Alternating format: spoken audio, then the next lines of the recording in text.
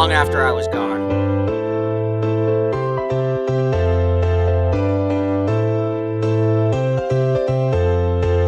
I used to play the Mare Star a lot more than I do now. So you guys went to tournament in 2003, your senior year, right? You played Arizona State.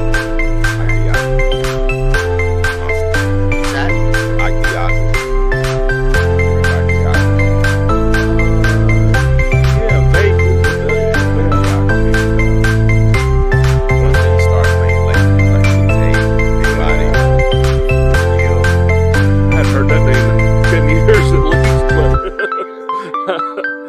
Jog the old memory bank. You got a piece of paper over there. Yeah.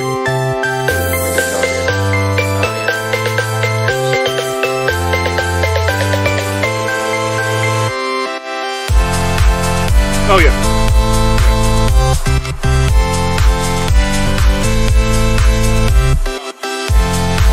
Sure. Yeah. Yeah.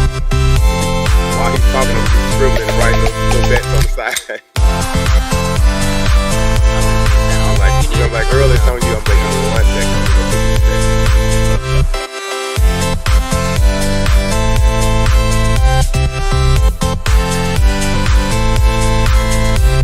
Is there a Hollywood on there? Yeah.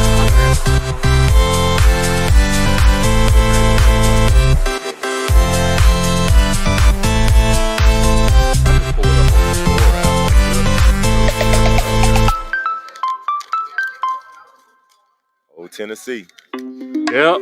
I hate Tennessee, but I'm happy to see them. There's a lot of my friends are Tennessee ball fans. Yeah.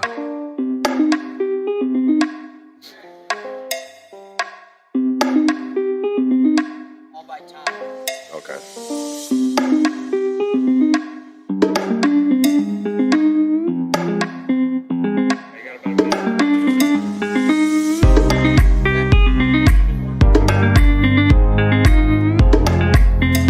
Well, let's hope they don't explode.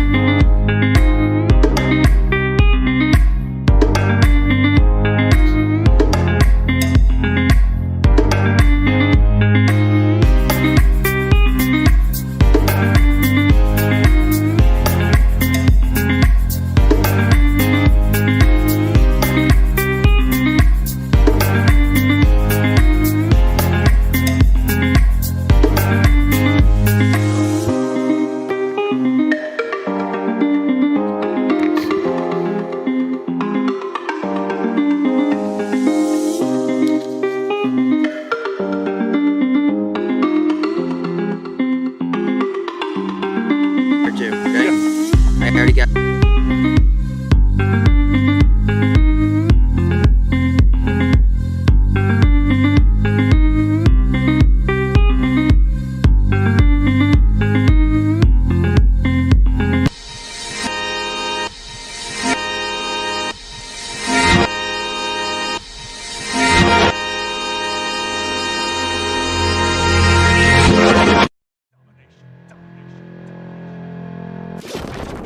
I've got a golden ticket. That's a winner.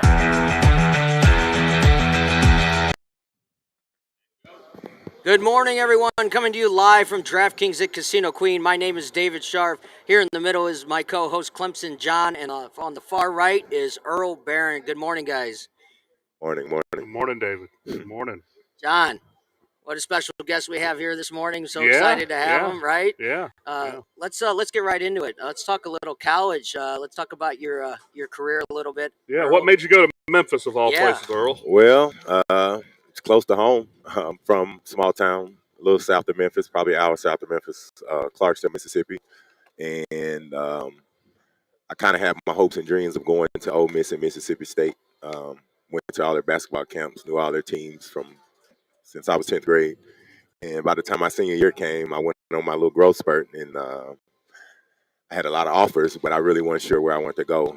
And I kind of waited too late, the signing period, which I didn't know anything about until it was too late, like I said. And Wow. they didn't have any scholarships. And Ole Miss didn't have any scholarships. They wanted me to go to prep school, but I was a pretty smart kid in high school. So prep school, that's where you go You a just year do or an two extra and then year, transfer. yeah, basically, and you just play basketball. Right. And talked it over with my mom, and she was like, you're too smart for that. You don't, just go to college, find you somewhere else.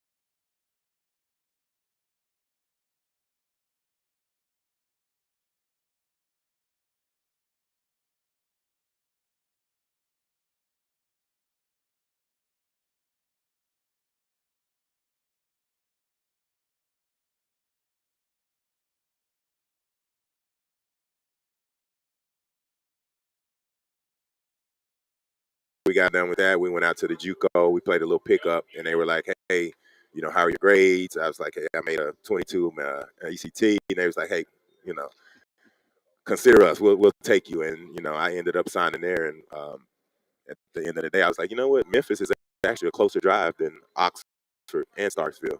So it worked out.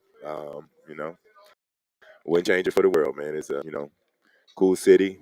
Able to drive home on the weekends, visit my family, and How far were you from Memphis? um, hour. An hour from Yeah, Memphis. hour Okay. drive. So That works out perfect then. perfectly. What So. was it like playing under Calipari? Oh man, Cal is I guess the fact that he has so many elite, talented guys that you expect them to go out there every day and perform. And for me, being a guy that he didn't recruit me, I was kind of like a stepson leftover, and I'm just such a competitor. And he was bringing all these guys in that were top in the country and Mr. Basketball, and I was kind of like a late bloomer, and I just okay. I was just one of those, late bloomer type of guys, and I didn't care about rankings, and like I really didn't play AU, so all that ranking stuff really didn't do anything to me. And I just battled every day in practice. Came early, stayed late, and eventually I beat all those guys out, and I still started a lot of games. Junior year, senior year, uh, progressively our teams got better and better, and we got more and more talent and draft picks and all that good stuff, and it was a fun ride. So I noticed it's obvious in your career, your work ethic to never give up, never stop, Yeah, right? Yeah, yeah. man. You can see it if you just go look up the history of your career, and Yeah. it's always all out. Yeah, man, it's a lot of ups and downs. You mixing injuries with, you know, poor play or, end of season, just playing bad, mental focus. And a lot of times, if you're not in shape, you're trying to play yourself in shape. And that also takes away from, your performance. And I guess the older I got, the more I start taking care of my body and doing yoga and watching what I ate. And, I would do periods where I was like, all right, I'm gonna party up until this day, and then I'm gonna stop. I'm gonna cut down on my drinking, and do certain things. Like I know, beginning of October, I want to be in tip-top shape. So whatever happens, whoever calls, whatever training camp I have to go to, I won't have any excuses. You know. So what's your routine like on the off season? It's not the same during the I mean, I season, right? still work out. I still work out. Try to work out 5 days a week. I know the little recent soldier elbow surgery that I had kind of kept me out of the gym because I couldn't get it wet. But I'm working out all my life. I love the gym. I love to run. I love to, haven't played as much basketball, but I still like to get out there and, shoot and run up and down sometimes. I want to bring up, and it's only because I'm a Sun Devil. Yeah. I wanted to bring up your senior year, 2003. You guys played the Sun Devils Yep. in the tournament. Yep. Can you talk First about that round. game a little bit? It was a fun, man. It's just that ride leading up to that game. Like I said, my freshman year, we were sub 500. Maybe I think we were like 13 and 15 or 13 and 16. My sophomore year, we were probably 16 and 15. We made it to the NIT. My junior year, we were 19 and 11 or whatever it may be, and we won the NIT. And then my senior year, I want to say we were ranked. We had DeJuan Wagner. We had a pretty good team. No, that was my junior year. We had DeJuan Wagner. But my senior year, we had a bunch of guys that had been together for a while and made it to the tournament. And unfortunately, we ran against a tough Arizona State team, and they had Ike Diago was their main player. And we had Chris Massey. They're probably similar sizes, 6'9", 260, and both of them could move. But I want to say Ike might have got a little bit better of the matchup between Chris Massey. I had to guard him, unfortunately, a few times, but they were real deep. They had a lot of shooters, some good point guards, but down low they had some size, 6'9", 6'11", 6'11", and I think they beat us probably close to 10 points. I think. I don't personally remember the game. That was a long time ago. I don't know if I remember 5 years ago, but Yeah. all right. So undrafted out of college, how do you make your way to the NBA? A lot of people didn't think. I guess my senior year didn't go as planned. I had a great sophomore year. People had all these expectations, and then, like I said, we got so much talent coming in. I kind of like, a couple of my teammates transferred. When Cal came in, they transferred, and I was like, I'd rather just stay here and ride it out. And yeah, it's gonna be some competition, but that's what I live for. And I forgot what I was saying. Next, go to Turkey. Never forget sitting at the airport, and I'm like, man, I'm about to go to a foreign country, be away from my family, my girlfriend at the time. First time overseas. First time leaving the country. Yep. And I'm leaving the country for up to 10 months. So, I guess when I got in there, I cried on the plane, like, man, what am I doing? I'd rather stay. My goal was to make it to the NBA, and here I am going to Izmir, Turkey, and go to Turkey, have a pretty good year, end up getting injured, came back to the States, rehab, had an agent. He said, you want to go to the D-League? So I ended up driving to Huntsville, Alabama, 4-hour drive, get on the D-League team. And the coach at the time was Ralph Lewis, a former NBA player. He, just a good player, coach guy, and all the guys on the team. We had, Mateen Cleese. I don't know if you guys remember him. Yeah. We had the Flintstones. Yeah, we had the Flintstones. Ken Johnson out of Ohio What year State. was that? That 2000? That was 2003, Yeah. 2004. Oh, really? Okay. I graduated in 2003, so Okay. Yeah. we had a really good team. So I learned a lot from them guys. Came back the following year. Summer didn't do anything. I went to Orlando Magic training camp. Went back to the D League. Had a really good year. I think I probably averaged 12-6 or something like that. Nothing crazy, but I was pretty consistent. And I got invited to Summer League with the Heat. And at the time, Summer League was in Long Beach. So, they had like a little mini training camp, 3-4 days. And the first day, the starting center hyperextended his knee. So it's probably 3 guys I had to beat out. Plus Wayne Simeon they drafted, and they had Darrell Wright. So I'm like, if I can get a center spot, I probably can get some minutes, because you hear stories a lot about Summer League, and guys are so excited about Summer League, but they don't touch the court. So I'm just thankful to be here. But if I can get some minutes, cool. Probably, I don't know if we were doing 2-a-days, so another practice, another center forward, knee swole up, he couldn't play. So it was like, all right, Earl, put me with the first unit, and we just clicked. And I was just absorbing all the information, the easiest way to score is when to set pick and rolls, learning all the X and O's about spacing. And I just started dominating in the first game, and I could shoot.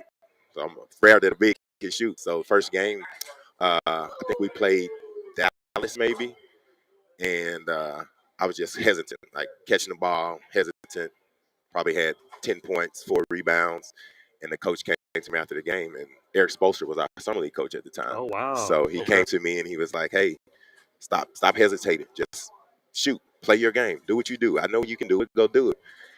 And the next game we played, pick and pop. I guess people weren't used to it, and ducking in, like reacting.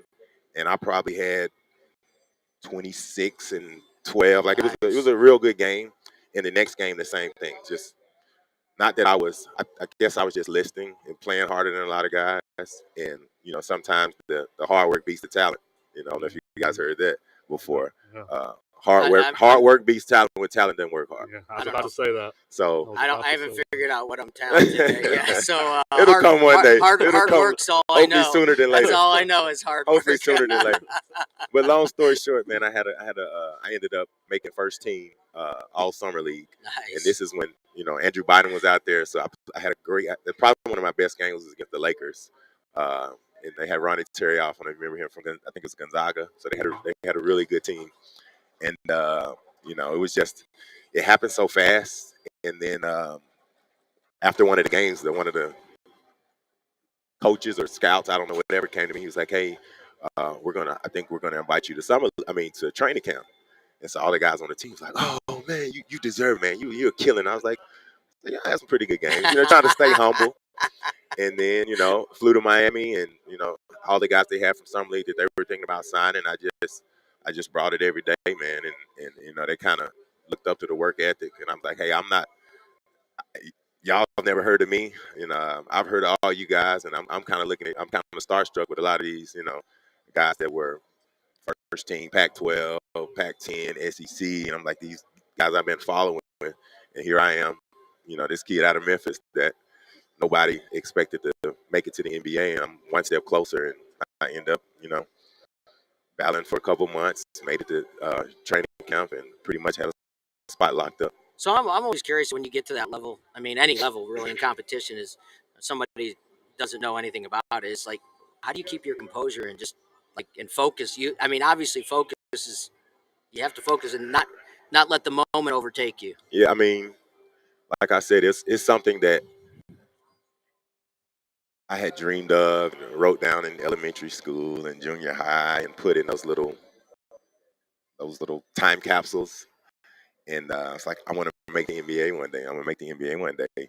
But it's like all the hard work I put in. And when I finally got there, I'll never forget when the first time Shaq walked in, probably a few weeks before training camp started, with his stuff on, and we were going to play pickups. So it's like all the vets are going to start coming in. We're going to start playing more pickups so guys can start getting in shape. And I'll never forget him walking in. And I was just like, instead of me being like, oh, that's Shaq, oh shit, I was just like, oh, there's my teammate. This gonna be my future teammate. And we ended up sharing a locker. Nobody wanted to have a locker next to Shaq because he would, take off all his stuff. His tights and jersey and stuff would be all over your area. Size 23 shoes, leaning up against your locker, and I'm like, dude. And I'm a neat freak, so I'm like, hey, I'm keeping my area clean. Can you keep your area clean? But I can't say that to him. So. I ended up telling people, I was like, "Hey, man, I'll sit next to him. I don't mind." So I think one year I was sitting next to D Wade, and another year I was next to Shaq for 2 years.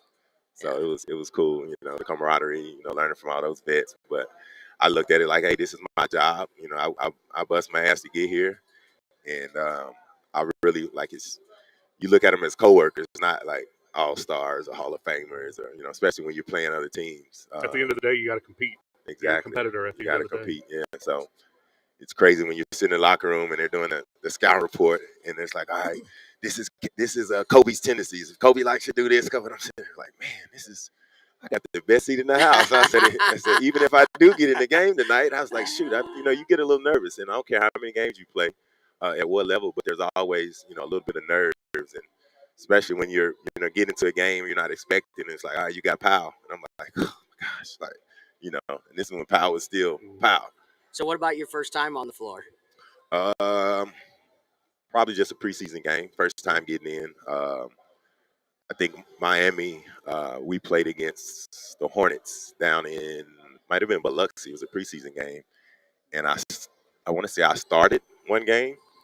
And I'll never forget, it was a tie game, and he ran a play for me for the game winner, basically. He said, we're going to run this one. You're going to catch it. He said, you're going to be wide open at the free throw line. You shoot your shot, make it, we're going to win. I'm like, they're drawing up a play for me for a game winner? Miami Heat summer league, preseason. And I airball. Oh. So I airball. Wow. We go into overtime. They run the exact same play for Gary Payton. They run the exact same play for Gary Payton, and he ends up making it. We end up winning the game. But I was just like, man, I just blew my opportunity to be that game winner and be a hero. Yeah. Did you ever hear the Shaq tell the story about the Clippers and he wasn't going to go hard tonight, but the Clippers didn't give him the tickets he wanted. Oh, that's typical with Shaq. That sounds something like something he would do. So he lit him up and told him, don't ever do that to me in my build again. Yeah, whenever Because we they played, rented the Staples Center from the Lakers. he would, man, he was just so dominant. Even then, he was so dominant, and he would just turn it on an extra notch, especially when we played like Orlando, when we played Dwight Howard, or we played Houston and Yao Ming when he was still there. Mhm. It would just be a different Shaq, and he was just like, you know what, I'm the best center there is. I'm the most dominant player in the world. He said, Yao Ming. He was like, pfft. Even though Yao Ming was really, really good at that time, and you would just see, he would go out and give you 28 and 17. The next night, he'd give you 18 and 12. It's like, come on, Shaq, you just gave Yao 30 and 20, and now tonight we're playing, whoever, and you're, going through the motions. What's the talent gap between high school to college and then college to the NBA? So what's the biggest? Like you get there from high school to college, and you're like, man, these guys are really good, and then college to the NBA. I guess the skill set, the size, the speed, the strength, it just gets guys jump, a little bit higher. Guys are a little bit faster. You look at, some of the NBA guys, and when there's a fast break, how fast they can like get out the block and run the lane, and it's like it's like night and day. Bigger talent gap between high school and college, or bigger talent gap between college and the NBA? You think? Definitely, I would say high school to college. High school to college. High school to college, but from college to NBA, it's just guys that can shoot. You know what I mean? Yeah. Guys that finish around the rim can finish around the rim. Like there's no big gaps. There's no a lot of errors or missing layups or reverse layups or wide open corner threes. From the college to NBA, it's like if you look at Steph, like making 100 and whatever it was that day, 105 corner threes in a row. And I tell guys, I'm like, if you can shoot, you can shoot. Like I'm a big, I can make. I used to do drills where I had to make 10 in a row from 3 before I can move to another spot. People's like, man, that's impossible. I'm like, you look at Stojakovic's, they'll do 20 in a row from a spot, back in the day. Ray Allen, Reggie Miller's, like those guys are shooters. So when you say shooter, you're going 2 for 5, no defense on you in an empty gym. Like that's not shooting. Right. So that's what I would say probably the biggest gap. I do want to back in when you talk about your time capsules and moving on. My little story is when I was 12 years old, my dad took me to Vegas for the first time, and when I got back, how your teachers ask you what you want to do for a living, and I always said I wanted bets. I wanted to be a pit boss in Vegas. Oh my God! My parents got a phone call when I said that, but you know what? The funny thing is it came true. That's crazy. Yeah, so that's it. I'm done. We got a lot in common. That's it. We got a lot in common. Dreams come true. My story's a lot shorter. Oh man. But yeah, no, actually, I went to the racetrack for the first time I was 12. Went to Vegas for the first time I was 12, and I just kind of knew, like, always just waiting till I was old enough to do it. And Yeah. it's funny. That's it. That's all I got. I'm out. All right, hey, we got a couple questions for you from some guests, and I want to the difference of travel between either the NCAA and the NBA, or the difference to team when it came to how they travel as pro athletes. He says, is it close, or is it based on the team? Not even close. College, you do traveling, but you have a lot of home games. You have a lot of space in between games. Charter flights, go to the airport, go to the hotel, play the game the next day. You're not staying, lengthy times because you have school and people have homework and study hall and all that kind of stuff. But the NBA is just like you might have 3 road games in a matter of 2 weeks. 3-4 games. When you talk about those stretches of West Coast swings and East Coast swings where you're playing 7 games in 2 weeks, 7 games in a 16, 17, 18 days, back-to-backs. I don't know if you remember the one year where there was like a short season or something happened. I can't remember what happened, but some teams had to play 3 games in a row. Like every team had to play 3 games in a row, and you're playing the game, getting on the plane, flying back, long flight, especially if you're going from, LA back to Miami, and you get to Miami late. Practice the next day, super light. Boom, game the next day. Get on the plane, fly to Orlando or Charlotte, whatever it may be. Day before, play the game, maybe spend the night. Just depends on it. But it's just a lot of, you know, you get used to the plane. If you don't like to fly, then being a professional athlete is not something you want to do. And I've seen guys that don't like to fly. I'm like, Really? dude, you're in the wrong business. But they give people pills, say go Yeah. to sleep. Yeah. Give something to relax. But Yeah, every time I fly, I have to take something. I don't care for it after myself. you've traveled as much as me, I think my longest flight was to the Philippines. It was either Philippines or China, and I was like 19 hours on the plane, like however long it was. I was like, man. When you get there, it's like a whole day difference, as opposed to Yeah. 3 hours Central Time's like, nah, this is a whole different ball game. But all that traveling I did, man, I was on planes flying over all kind of water and seas, and Yeah, I mean, you definitely have a lot more traveling in NBA. I mean, you have what, 15, you have 32, 33, 34 games in college for a regular season, right? yeah. And then you split it up, probably 15, 16 home games or something. So, But in college, you take in the fact that it's like the Maui Invitational or the Puerto Rican Shootout or right. something. So you're going to You have might 3 fly there in games the in the same preseason. destination. So, Yeah. Yeah. Go ahead. What do you got? Other questions? Yeah. Oh, we got lots more. I'm looking them Go up. ahead, knock them out. Come on. Rapid fire. All right, rapid fire. Okay. How'd you end up in St. Louis? My wife she's from here. I played for the Suns at one point, and I met her here, and she ended up moving to Phoenix because her mom was, I think she was working for State Farm at the time. They have a big, I guess, facility or building out there, and State Farm Marina. yeah. So we start dating, and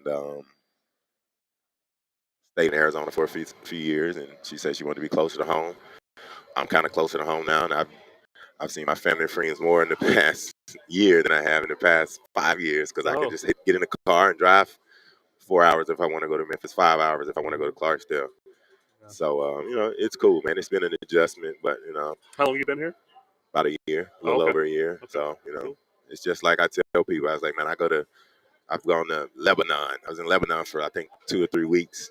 And it's just like, man, you adjust. Like, you don't know anybody. You don't know where to go to eat. You don't know what kind of food to order. You don't know the language. And I said, you figure it out. You meet some people, meet some friends, find you a poker room. Yeah. We're in about 5 minutes. We're gonna take a break. When we come back, we're definitely gonna talk some poker and how you got into that. Yeah, for sure. You got any college stuff you want to go over? Well, now, one thing I wanted to, one thing that's changed big time is with these college athletes is NIL. You knew where I was going with that one. You knew where I was going, man. It's I guess it formulated from what I've heard, Ed O'Bannon, that lawsuit, he seen like some retro UCLA team on a video game, didn't he? Yep. And he's like, hey, that's me. Yep. And I actually remember the actual game, and I ended up going back to Memphis, and I was like playing with the Tigers, like, let me see if I can see number 30 out there. And I was like, because I'm gonna jump into this lawsuit too, but there wasn't a number 30, and I was like, they don't know me yet. They don't know me yet. But yeah, man, it's crazy seeing those kids. They're making millions. I was talking to one of my old teammates the other day, and I was like, man, I said we used to get excited about our little $350 stipend each month, and our Pell grants in the summer. Like, oh man, I'm gonna buy me a pair of shoes and 3 T-shirts to save the rest of my money. Some people go out and buy 5 pair of Jordans, one have a penny, and I'm like, So to this day, they still call me cheap. They're like, you still got your meal money from your freshman year. I was like, nah, not quite. How about video game? Right now, I just download 2K23, but I was hooked on this game called The Division for a while. The original Division was a 4-player game, and actually one of my old teammates in the D League introduced me to it, and I hadn't played video games in forever, and some kind of way I was on, and he's like, hey man, you should go buy this game, da da da da da, and I get it, and I was instantly like, what did I just do? And I'm talking all day. My wife would go crazy. But it was a 4-player game, and you go in. Everybody had different abilities. You know, you have a support guy. You have a guy that can make you bleed if you shoot a person a certain amount of times. You can have a sniper that can stand at the end of the block who people wouldn't even know that you're there or on a part of the team. And then all of a sudden, one shot, you drop somebody, but it makes your whole team go rogue. So that basically says, hey, they're with somebody in this zone is with the shit. Like they're causing some problems, and it alerts the whole map. So people are trying to come, and sometimes you could just wreak havoc. And if you're in the right server, you could just destroy everybody and piss everybody off. You kill everybody, and then you have to. There's a timer that you have to run the timer off, and it's a manhunt. So if you kill the guys that are manhunt, you're usually pretty good. You get a whole lot of points, a lot of XP. You know, you can take their gear and make your man stronger. And the guys that I used to run with, probably like 6 of us, and we would just be waiting in line. If I got on late, like on a Saturday at noon, I knew I couldn't get a spot. So I was like, man, I got to get in there because we might play from noon to 5 and just wreak havoc in the server. But it was once I got on that game, my wife was like, I bought you a PlayStation. I was like, it was your fault. I was doing just fine without a PS5 or PS4 at the time, but you bought it, so you make your bed, you lay in it. Yeah, she opened this box of worms. She did. She definitely did. We got a question from somebody watching. Your top 3 NBA players of all time. I gotta say, favorite teammate of all time has to go into that category is Udonis Haslem. He's an underdog. He's if you know his story, you appreciate him that much. But playing in the NBA 20 years, he's a guy that I saw work ethic, brought it every day, win or lose, great attitude, great teammate, professional. Just a dog, somebody that you want to be in the in the trenches with. So I would say Udonis Haslem, former Florida Gator, I believe. Florida Gator. I guess of course Shaq. Just how dominant he was, to see what he could do. See his stories. Watching him play as a kid, and then like I said, sharing a locker room, sitting right next to him, cracking jokes every day, and probably they said favorite of all time, right? Mm-hmm. KG, probably KG, yeah. And I got a chance to play against KG. He was from my hometown, or close to it, Malden, South Carolina. Okay, back near Clemson. So was it Farragut? But he went to Chicago. Yeah, and went to Farragut, but he's from KG. So all roads on this show lead to Clemson. They eventually lead back to Clemson in the Palm. Terrible. They eventually lead back there. Somehow your story will lead back. Yeah. How did you get to Clemson? Like, I'm born and raised there. Oh, okay. Yeah. Sorry you have to be. Sorry to hear that. Sorry to hear that. Sorry to hear that. You ever been to Clemson? No, I've been to Auburn before, though. Clemson is Auburn with a lake. Yeah, Clemson is Auburn with a lake. I see the orange and I just get confused. I just see the orange. I'm like, they suck. I was like, oh, that's Tennessee. My bad. Like, oh, that's Clemson. Oh, that's funny. Yeah, we had a run. We had a basketball run from like 05 to 10. Yeah. But then our coach went to DePaul for some reason, and that messed everything up. I think that college basketball is like the NBA. Teams make their rotations. Like, Golden State was trash for a long time. The Bulls were trash. The Heat was trash. Teams make their cycles where they practice, they gel, and the next thing you know, they're at the top. So look at Tennessee. Tennessee's been talked about in the state of Tennessee for a long time, and now they beat Alabama. Who would ever thought Tennessee would beat Alabama? How you would say that. All right. On that note, we got to take a quick break. When we come back, we're going to talk a little poker with Earl Barron. We'll be right back. Domination. I've got a golden ticket. That's a winner!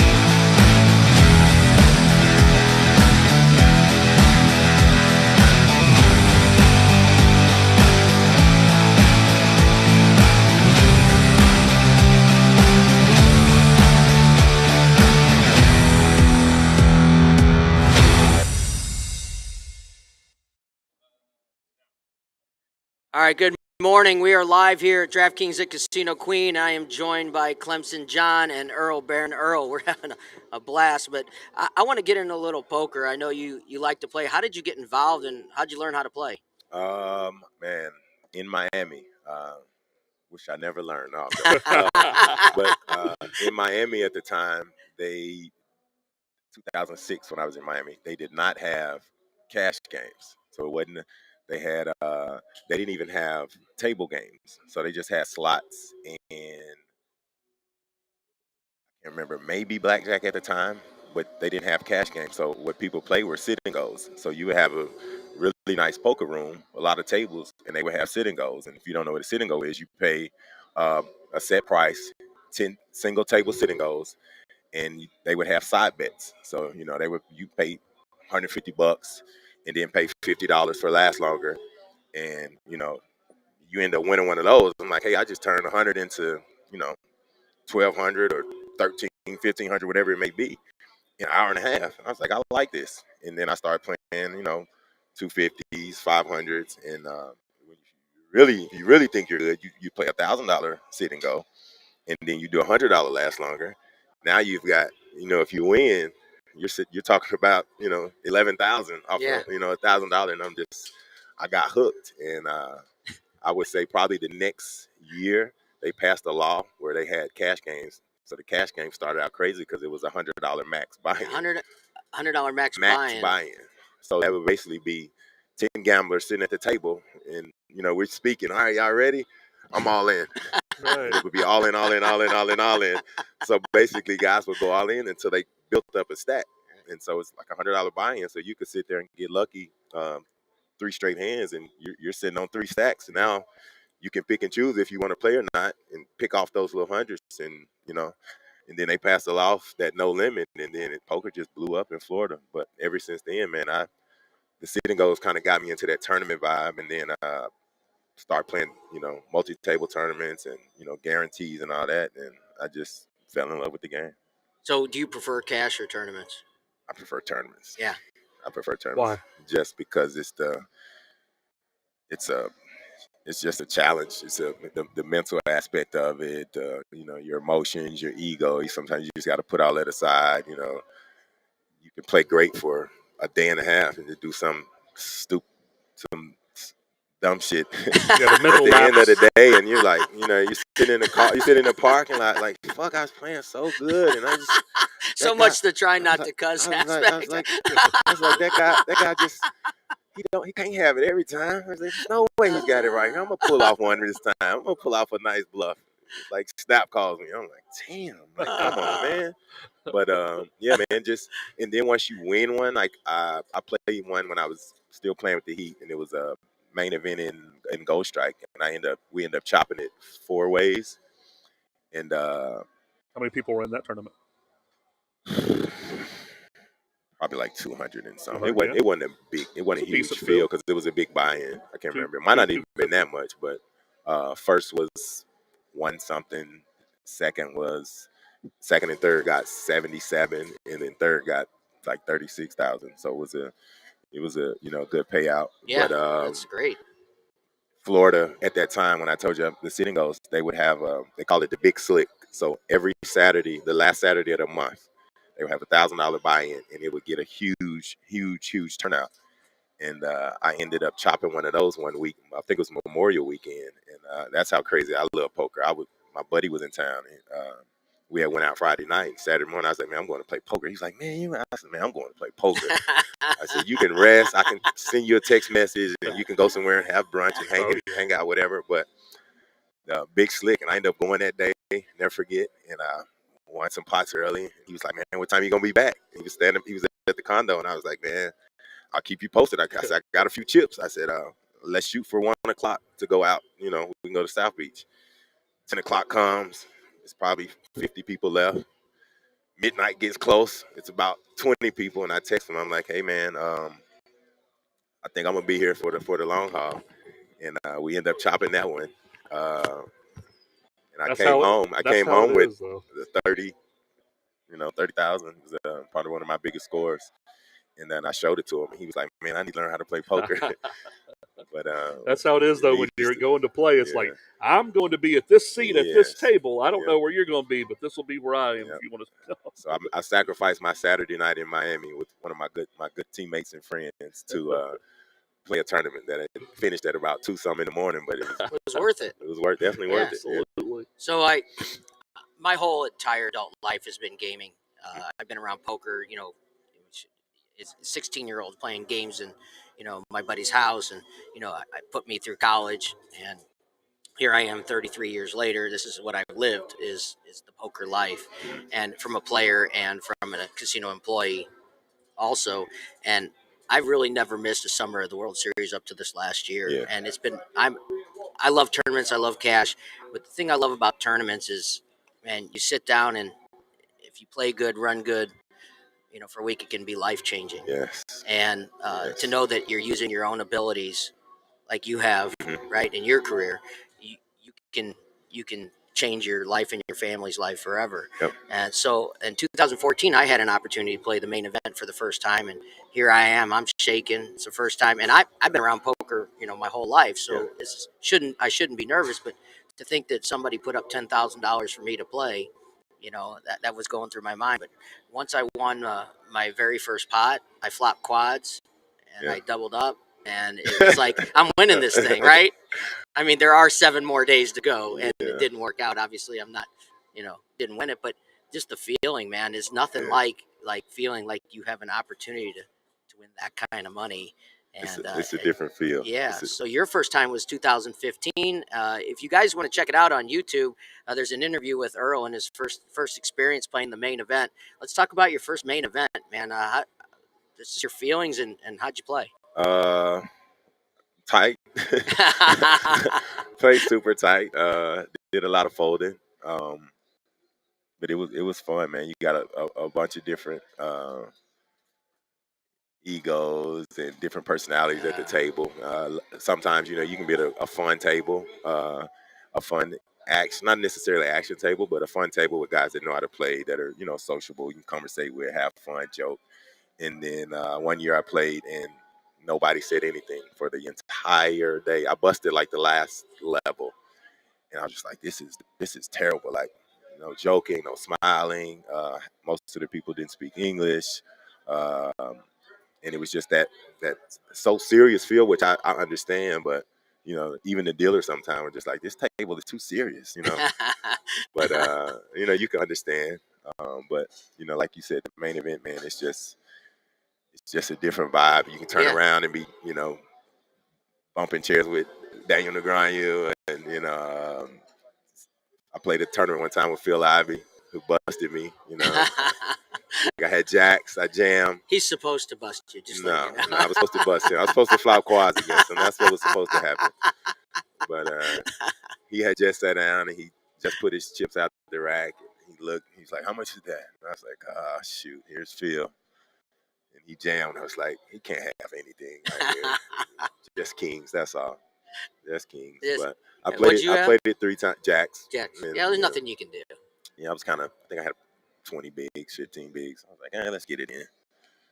Yeah, but you have to step out, and I don't consider that stepping out. Yeah, But you got to get lucky. Yeah. You got to play good. You got to run good. You got to get lucky sometimes. You know what I mean? And you limit win your the flips. bad decisions, right? You win the flips. I played a tournament in Florida. Was visiting for my wife's birthday, and I was like, she was like, "You ain't gonna?" I said, "I'm going to play poker. I don't want to go to no club." I said, they got the poker open going, whatever the heart, the lucky hearts. Series. I was like, I'm finna go play this 250. I said, they're giving away a main event seat. I said, whatever. So I ended up going, and I think I fired maybe 3 bullets, and one of them was I think a 1 or 2 out on the river. So I was like, you know what, that one don't really count. I'm gonna go buy it again.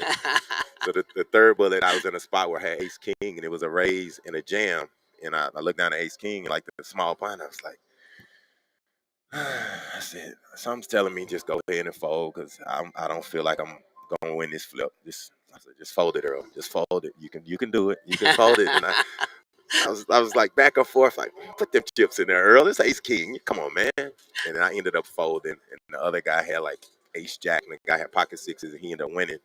And I told the dealer, I said, man, I'm gonna win this tournament. I said, watch. And I end up Sixes ended up winning.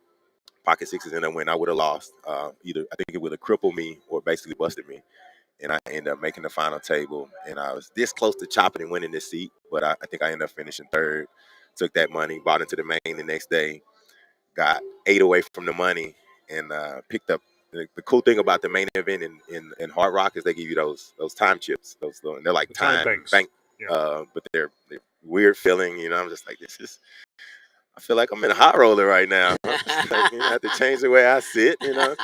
So I told one of them, I said, man, if I get aces, I'm gonna use all my time banks. And literally the same orbit I said that, I get aces on the button and the cheerleader raises, and I'm sitting there and I'm like, I said, man, I'm not gonna use these time banks. I said, I'm just gonna, tank for a little bit and just put it in. And jam aces on the button and a small blind, snap jams, like snap all ins. And I was like, cool, like what could you have right here? And he has nines, cheerleader folds, and he ends up flopping this. I think it was like the worst flop ever, 8-9 jack or something. I was like, oh, good game. So I don't understand this question. The worst tables are 9 people in hoodies and headphones. yes, Yeah. Oh, I guess I get it. Okay, Yeah, now- I should know what that means. Yeah. Right? yeah. Sometimes, I mean, I always have my earbuds on standby because there's always that one guy that just super annoying or drunk that won't shut up and just ask you stupid questions, and you're like, dude, leave me alone. You know what? Don't worry about it. Put them earbuds in. Sometimes I don't even be listening to nothing. I just have them in. It's like, I can't hear you, but I really can hear you, but I don't want to hear you. So one of the questions I have, like you talk about learning from your coaches and working hard in basketball. And what's your approach to poker, and how do you get better at poker? I mean, I watched a lot of videos. I think one year I was in. I just like telling stories of my past, but I was in Borgata. I was in DC, and I was like, man, they got this poker tournament at Borgata. I think it was a $1 million guarantee main event. I can't remember, $500,000 guarantee. Maybe it was $500 or $600, whatever it was. I gotta go play that. Drove there, and I ended up sitting next to Paul Volpe.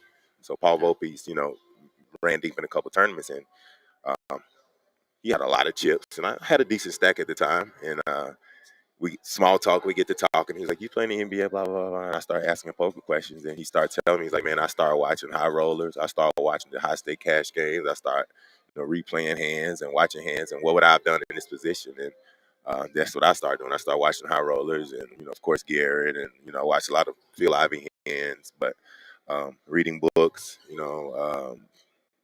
Daniel Little has a lot. David um, has a lot of those. Informative, what do you do in these spots, and all that GTO stuff that some people have memorized, which is crazy to me. Right. But you got to know all these different spots and coordinated boards and how much to bet, and I just love it. I don't like making mistakes that simple mistakes where it's a easy bet when I don't bet and I check, or spots when I'm clearly supposed to check and I bet and I get raised, and I'm like, that was dumb. Like, why did you bet right there? You're supposed to check that back. And so you start learning, and when you start winning those hands where you make the right play and you check when you're supposed to check, and you pot control. I started learning about pot control. A lot of times I'm like, man, I'm just trying to get all my money in there. Forget that. And then I start, changing on my game, and it's been working. You're gonna get your coolers, you're gonna get your, kings, you're gonna run into aces sometimes, but at the end of the day, if you play good poker and the spots you're supposed to do what you're supposed to do, you do it, and it a lot of times, 9 out of 10, it's gonna work out. So is this turning into a second career for you? My wife's not having that. It's too much travel. I got a lot of friends that travel circuits and play a lot of poker, make a lot of money, but it's a hectic schedule.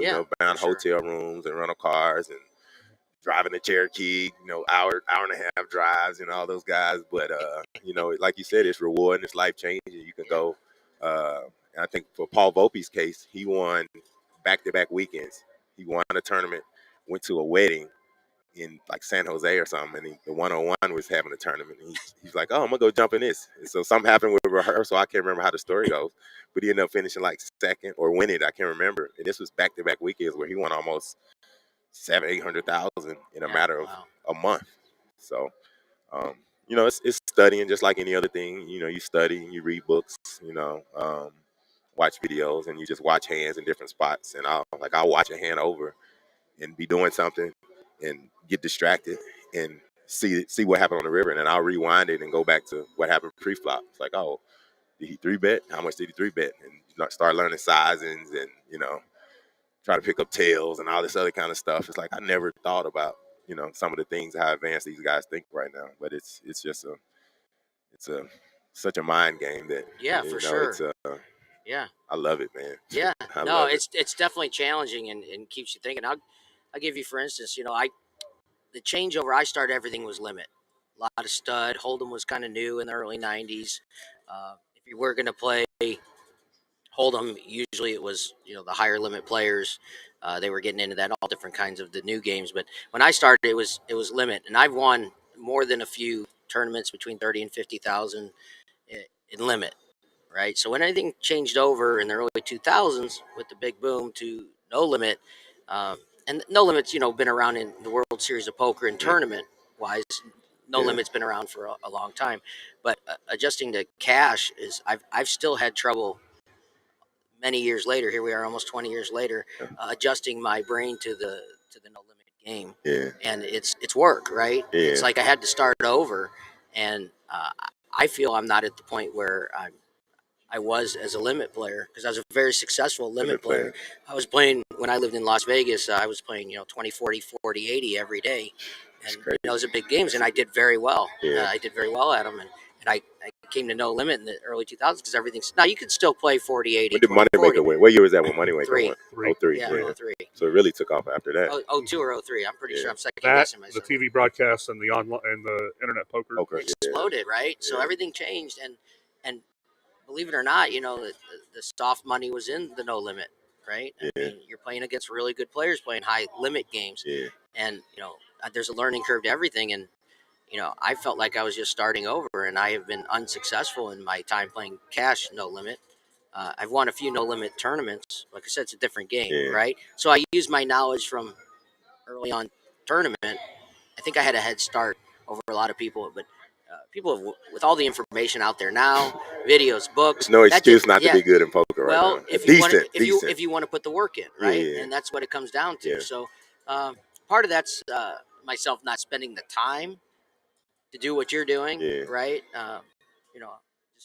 And chosen not to go that route. But I mean, I noticed my game and my profits dwindling as the game changed. Yeah. And I don't know if you're familiar with limit, but I played limit. I played it maybe twice. Yeah, it's different, right? Yeah, it's completely different because game. you got guys are just raising. I'm like, I got aces. What are you raising with? And then somebody else re-raises. I'm like, okay, you know what I mean? It's kind of hard to control. So you don't really know what flops are good, what flops are bad. Like if it goes bet, raise, and you got aces on a 10 high flop, like, in no limit, you're probably jamming. But, in limit, it's like, there's probably no way I'm good right here. Yeah. I don't know. Say the object, like I've heard the object of limit is to save as many bets as you can. Yeah, to that's save absolutely bets. true. Okay. So are you good enough to save a $40 or an $80 bet on the end when there's 400 in the pot? Yeah. And you're always getting 10 to 1 on every street almost. Yeah. But can you look back and say I've saved 7 bets in the last hour? Saving bets is that's a big difference in winning and losing, or looking at sure. your profit for the month and be like, man, Also the blind structure, it's huge, right? You're playing 20-40, it's $30 in blinds around, so you have to get out there. You can't just sit and wait. No limit, you can fold for an hour straight. It's just hard to do. Yeah, very hard, especially for people that try to play the best. And I'm sitting here trying to play my best. I'm like, you know what? I'm tired of sitting here and folding. I'll take 8 right now. Let me try to do something stupid. No, I don't think that's stupid. I think it's total position approach, right? Yeah. I mean, it's so different than how I grew up in poker, and it's hard. You have to face yourself, right? You got to take the ego out and actually be self-aware that I know I'm not a winning player in no limit, and Yeah. that's tough to Yeah. As I was a winning player for so many years, it's tough to look at yourself and say now you got to start all over. So I'm always curious how people not only get into poker, what's their approach and how serious do they take it. And I hear all the time, pot odds and many things that we hear at a poker table, and you just wonder, do they really understand what they're saying? Over betting. Yeah. You know what I mean? Like, I talk to guys, so I like to talk about poker. A lot of guys are happy to. Most people they're like, I don't want to talk about poker, but they're happy to talk to me about hands and positions and over betting and value and then thin value bets and professionals that have been doing it for a long time are excited to talk about it. And I'm just like absorbing all of this stuff. And I'll never forget one tournament. I was actually in Florida and we were on break, and the guy was telling me, he's like, "Oh, I was in a hand with Matt Berkey, and I think he had King Jack, and it was a Jack high board, and the board paired on the bottom paired on the turn, and the river came a brick, and he said he bet out like 2x pot." I was like, "That." And I said, "He called you?" He's like, "Yeah, he called me." And I said, when you break it down, it was like, whatever, 50,000 in the pot, and he bet like 140, and he got called, and I'm like, I would have never bet that much, but in certain spots, like that's how you get chips in tournament. Like you're trying to maximize, make the best decision possible, and sometimes it might be a weird play. I'll never forget. I had aces, and it wasn't a main event, but I was in Vegas playing a big tournament. I had aces, and I think I 3-bet pre, and it came 7 high, and I was first at, and we were pretty deep, and I just jammed. I just jammed like the player, the way he was playing. I was like, if he has if he has nines, tens, jacks, I was like, he's probably gonna call me because he think I'm, full of it. And it was a way over bet. And he sat there, he sat back in his seat. And and a lot of times in poker, when you got somebody. And I immediately knew. I was like, I got him. I was like, he didn't snap fold. I said, he think I'm full of shit. I got him. He sat there. He was like, how much is it? They do the how much is it? I was like, oh, I definitely got him now. So he sat there and he started counting his chips out. I was like, go on, put it in there. I'm saying to myself, just put it in there, put it in there, put it in there. He's like, you know what I call? Turn over aces. He turned over pocket tens. And I was like, Pocket tens. Wow. so I ended up winning a big pot. And, it's just a matter of how you play and, switch it up sometimes. And, sometimes you do weird stuff.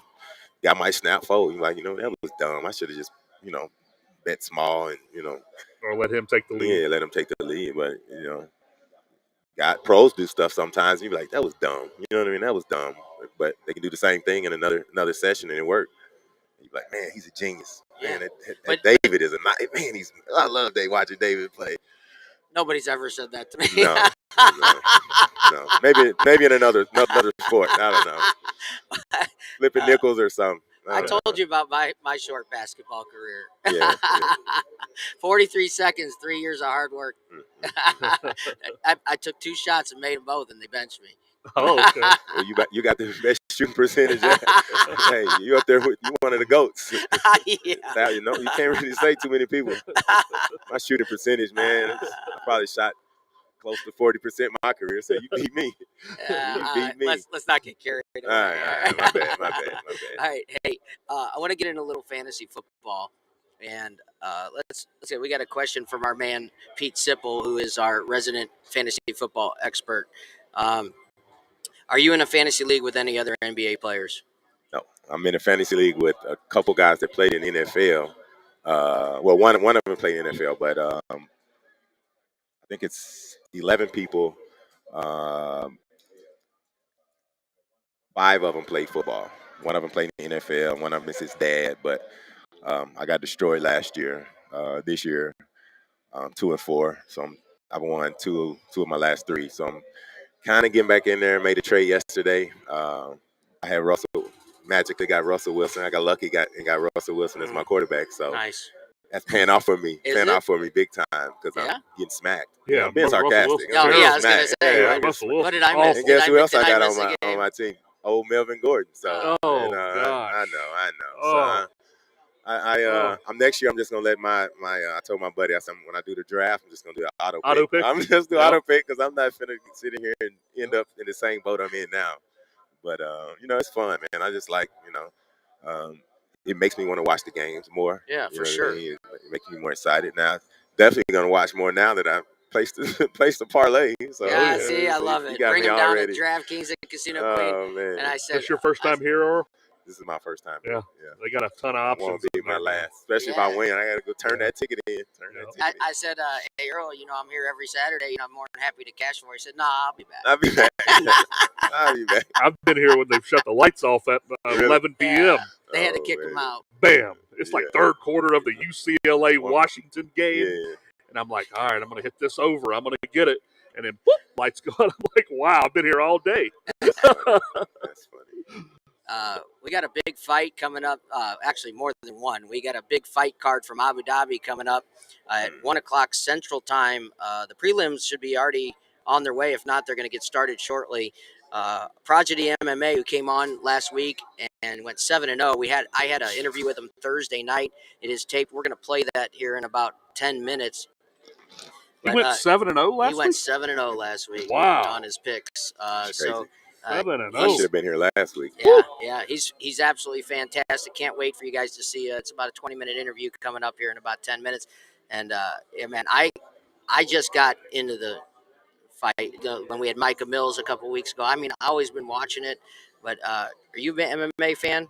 I mean, I keep up with it. I've been watching. I don't know all the new names, but I actually started watching UFC back when Horace Gracie. Yeah. So I used to love Horace Gracie. Yeah, of course. Of course, boxing, Mike Tyson, and then Floyd started coming into the picture. But UFC, I've been watching it for a while. The MMA, I've been to a few small live matches, but all the main stuff I've been to is just big boxing. I've been to boxing. So speaking of boxing, I've always loved boxing, and it was hard for me to make the transition to MMA, but I'm liking it more and more, especially now there's a card every weekend. And for me as a gambler, I just like the action, and now I'm liking the actual fighting also. But speaking of boxing, when I was a teenager, I was picked as the group. We had when the pay-per-view just started, Mike Tyson. So I was picked to go get the pizza, right? We didn't have it delivered. I went and picked it up. And by the time I got back, the fight was over. It was like 31 seconds into the fight. I'm like, and they're like, hey, where's your share of the... I said, are you kidding me? I'm sure everybody has a story. It's like, I'm going to go run to the bathroom and pee real quick. I'll be right back. Yeah. And then you come back. Over. Like, but it's more than one time, ding, ding, ding. right? Yeah. I mean, he was knocking else. people out left. Have you seen his comedy? Yeah, it's hilarious. He's funny. It's hilarious. I wasn't expecting it to be that funny. No, but he's funny. The one that came out, was it last year or? It's last year, the year before. Yeah, that one. It was hilarious. He is funny. It's funny. Yeah, the whole thing. I was a Mike Tyson star. I was in Vegas one year with a bunch of guys that play ball, and one of them's friend was in the Army. This is a chick that was in the Army, and we were all out. And I think we had went to lunch or something, so we ended up planning to go to the club. So we're at the club, and we're drinking and stuff. And I had quite a few in me that night, and I left to go to the bathroom, and I ended up leaving and going out somehow, and I saw the sun. I was like, this is the wrong place. I had to go back. Security's like, no, you left. I was like, man, I went out the wrong, but please let me back in. So we ended up going back in, and the girl runs up to me. She's like, Earl, can you just stand by me and put your arm around me? I was like, for what? I was like, I said, you're all right? She was like, I just bumped into Mike Tyson. He won't leave me alone. I said, that's your problem. I said, that's your problem. I said, I don't want no parts of that. I said, you leave me alone. I'm staying out of that. Ding, ding, ding. I was walking in the XS one night, and I see Chuck Liddell kind of swerving towards and I'm coming in, and he's trying to come out. And I said, yeah, I don't want them problems either. I couldn't let Mr. Liddell, you come on through. Yeah, Mr. Liddell. I don't want you to try me right here, but I know a few moves. I've been watching enough UFC. Put him in a little arm bar. He won't expect it. I don't want to be in an arm bar. Yeah, I watch it and gamble on it. And that's what we're going to do today. Yeah, Micah gave me his picks. Yes, so speaking of, we have Micah Mills, who was on a 590 The Fan last night. He gave out his picks last night. And I think you'll find out that a lot of their picks are close, and the way they break down the games are pretty similar. It's amazing the knowledge these guys and the time they spend. Like you spend in your sport, and we all spend in poker. It's just amazing the work and the knowledge that these guys have. So I'm looking forward to everybody seeing this interview and listening to Prodigy break these matches down. But Abu Dhabi, man, have you ever been over there? No. Farthest I've been was Lebanon. I went to Lebanon for a couple weeks, and it's pretty. Going to these certain countries, you get culture shock from whatever it may be, whether it's the food, the cars, the toilets. Not Middle East and a lot of places the toilets on the ground. So that's some people that's Really? like, yeah, there's no like regular toilet. Like it's just basically a hole in the ground. So your quads and your knees aren't strong, you're gonna struggle. You know what I mean? Well, they say it's a better way to go. Yeah. So yeah. it's a healthier way. Yeah. Well, you do that on Seriously. another show. Yeah. You can do that one on another show. Not today. Not today. I- I agree, but Yeah. but things like that. And then Lebanon was cool. It was crazy because they had barricades. As soon as we left the airport, you had barricades where you basically had to, go through to get on the highway. And I was just like, man, this is kind of serious. Yeah. Armed guards, army people outside, and I'm just like, wow, this is, there was a tank literally at the apartment they had me staying in. There was a tank down the street, but it was right across the street from this little store. But it was probably a half a mile walk. And I'll never forget walking there one day, and I came out, and the guy was like, "Hey, come here." And I was like, "Nah, I don't know you. You don't know me." I said, "I'm trying to." And he was like, "Hey, come here." And I ended up walking over to the guy, and I said, "What's up, man? Can I help you?" And he was like, What are you doing? Where are you from?" And I was like, "Oh Lord." You sitting there standing next to a tank, armed. And then I remember the name of my team. I was like, Mutahid. And that was the name of the team I was on. I said, "I'm here for Mutahid." He's like, "Oh, okay. He said, "Okay, you have a nice day." And let me go. And I was like, I'm not coming back out my apartment anymore. I was like, this is crazy. But yeah, man, being overseas, man, have so many stories and taxes. Because I get down and I explore, man. I was like, I'm being in the city. I'm gonna go, have fun, see some sights, and enjoy it, man. What's your favorite place you've been to? Philippines was fun. The weather was so nice. Cost of living's not too bad. My teammates were, they just a hardworking, fun group of guys. Taiwan probably was the same way, where it was just fun. And then when you're winning on top of that, it just makes it that much better. Um, Japan, I don't eat seafood everywhere we go. They were getting sushi and stuff, and I was like, man, that looks so good, but I do not eat. Really? I'm not a sushi Love it. seafood guy, Yeah. and that was the only thing about Japan. And then the weather is just monsoons and a lot of rain. I was in Puerto Rico for a couple weeks. That was fun. Turkey was cool. I was young. I wish I could go back, but I didn't travel and explore Turkey as much as I should because it's a beautiful country. A lot of stuff to do, a lot of stuff to see.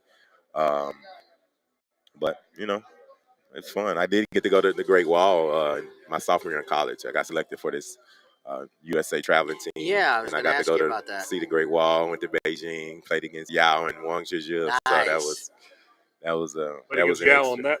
on that. Yes, we Wow. played them in. I want to say they won gold. They won the Is gold that medal. high school or college? This is college. My sophomore year in College, college. yeah. Yeah. So they had a pretty good team. We were basically college guys, so they had So what year was that? 2001. Oh, okay. So that would have been 2001. well before Yao made it to the league. Okay. Yeah. He might have been. Was he in the league at the time? No, he wasn't. 2001. Wasn't he drafted the same time LeBron was? 03 then, yeah. Yeah. 02, 03, something like that. Yeah, I haven't been to Europe in over 30 years, man. But I've been to France, Belgium, Spain, England, and I don't know if you've I've been never to been any to of them. England. No, Yeah, it's I was in great. Italy too. I was in Yeah, I've always wanted to Bologna. go to Italy. I was in Bologna for maybe a month and a half. I got hurt the first practice. This is weird thing about basketball overseas. They can be a real shady. A lot of the times they don't. I've heard stories where guys don't get paid for months, and it's like, oh, we're gonna pay you, and they'll pay you a little bit just to keep you there, and guys just leave. So luckily, I was fortunate enough. I wasn't on a team where I had those problems, but I know a lot of guys that I were close to that went months without getting paid. So it's something that you have to deal with. And then you don't want to just up and leave, Yeah, right? because you're missing out. 'Cause Like you're- if you owe me 40,000 or 20,000, whatever it may be, I want my 20,000. If I leave, guess what? I ain't getting nothing. If I Yeah. stay, there's a chance they can owe me 50, but there's a chance I can get my 20,000 back or 10. I'll take 10. And a lot of guys got scammed and ripped off to the point where they didn't even want to go back overseas. And I would tell guys like, hey man, it's not like that everywhere. That's just a small sample size to where there are some good teams, some good clubs, some good owners. It's fun. If you get to the right spot. It's just, unfortunately, you just or end up on a bad team. But don't take that out on the opportunity to go somewhere else and have a good career. Hey, we got a couple minutes left before we look at Prodigy and watch Prodigy. I wanted to ask about future maybe coaching. I know you did a little bit with the Pacers, right?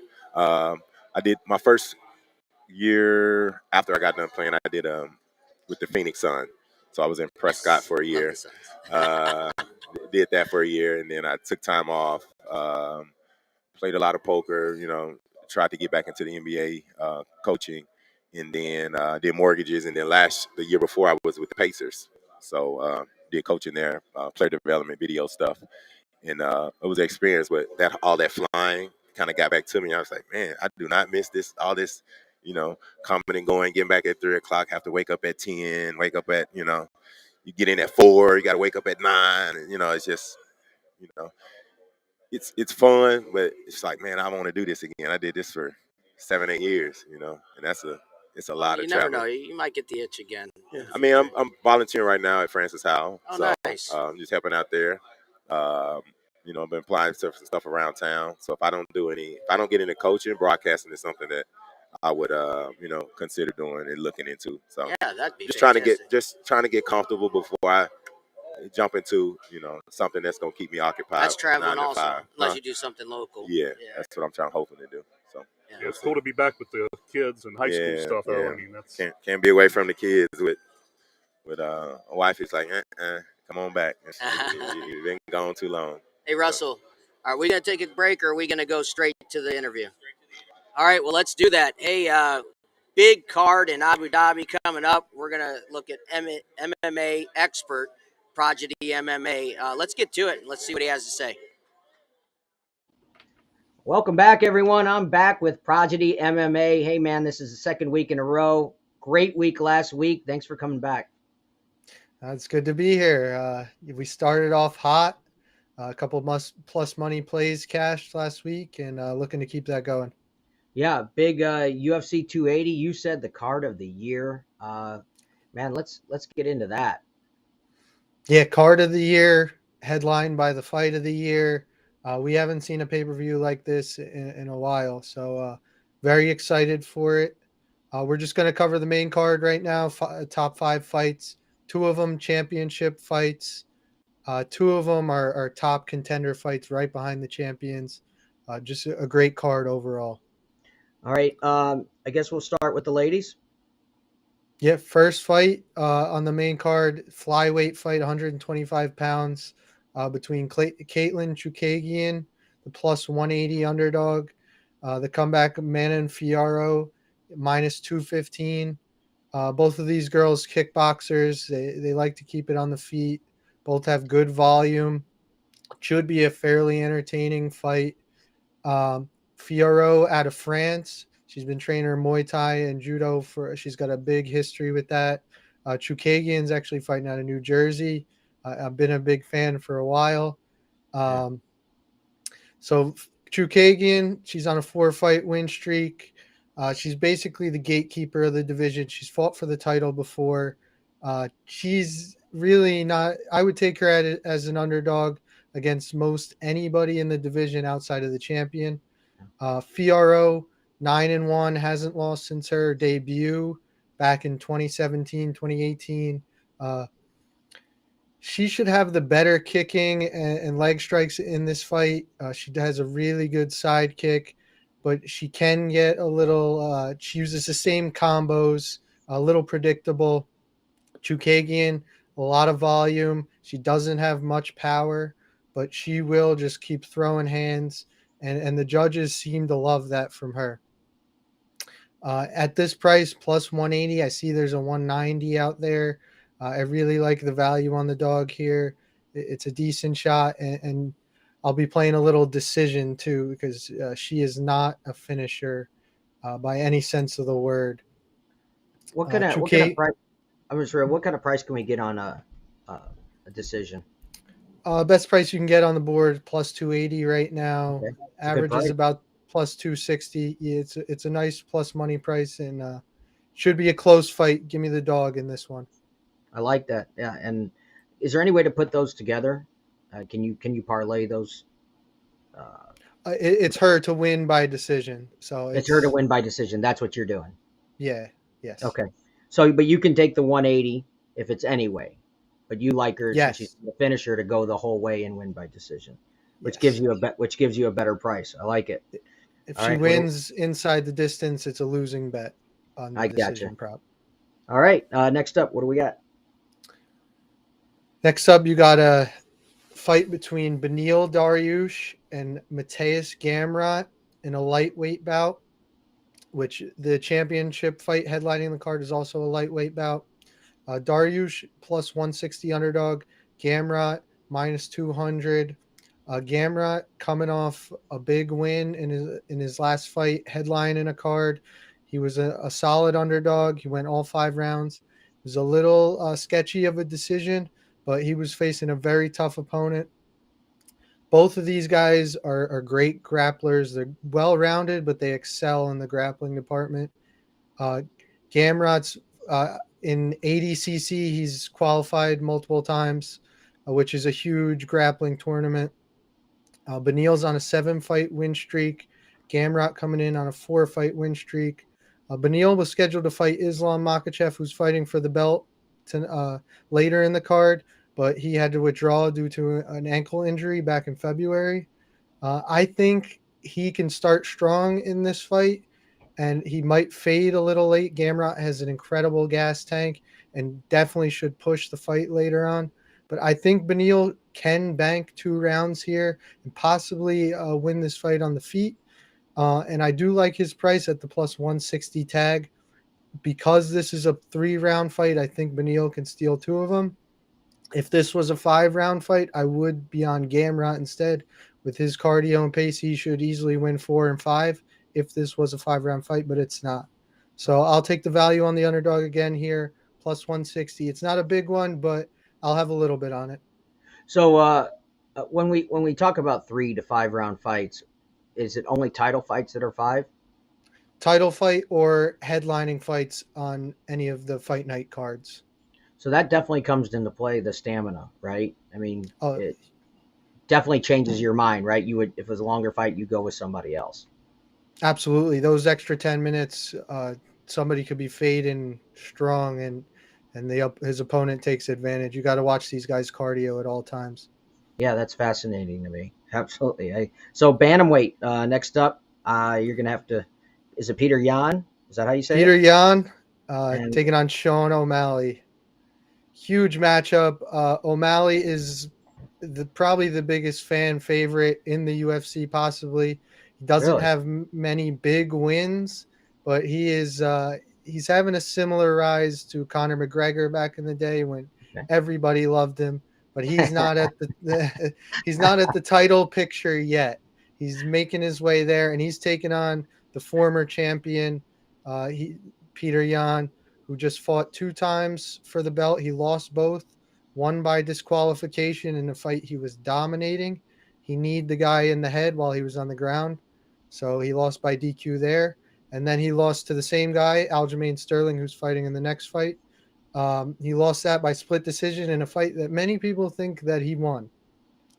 So O'Malley, I think he's the plus 230 underdog here. PD on the minus 285. A lot of people are finding value in the O'Malley line. His line's been coming in all week. He opened up at like a plus 390 underdog, Wow.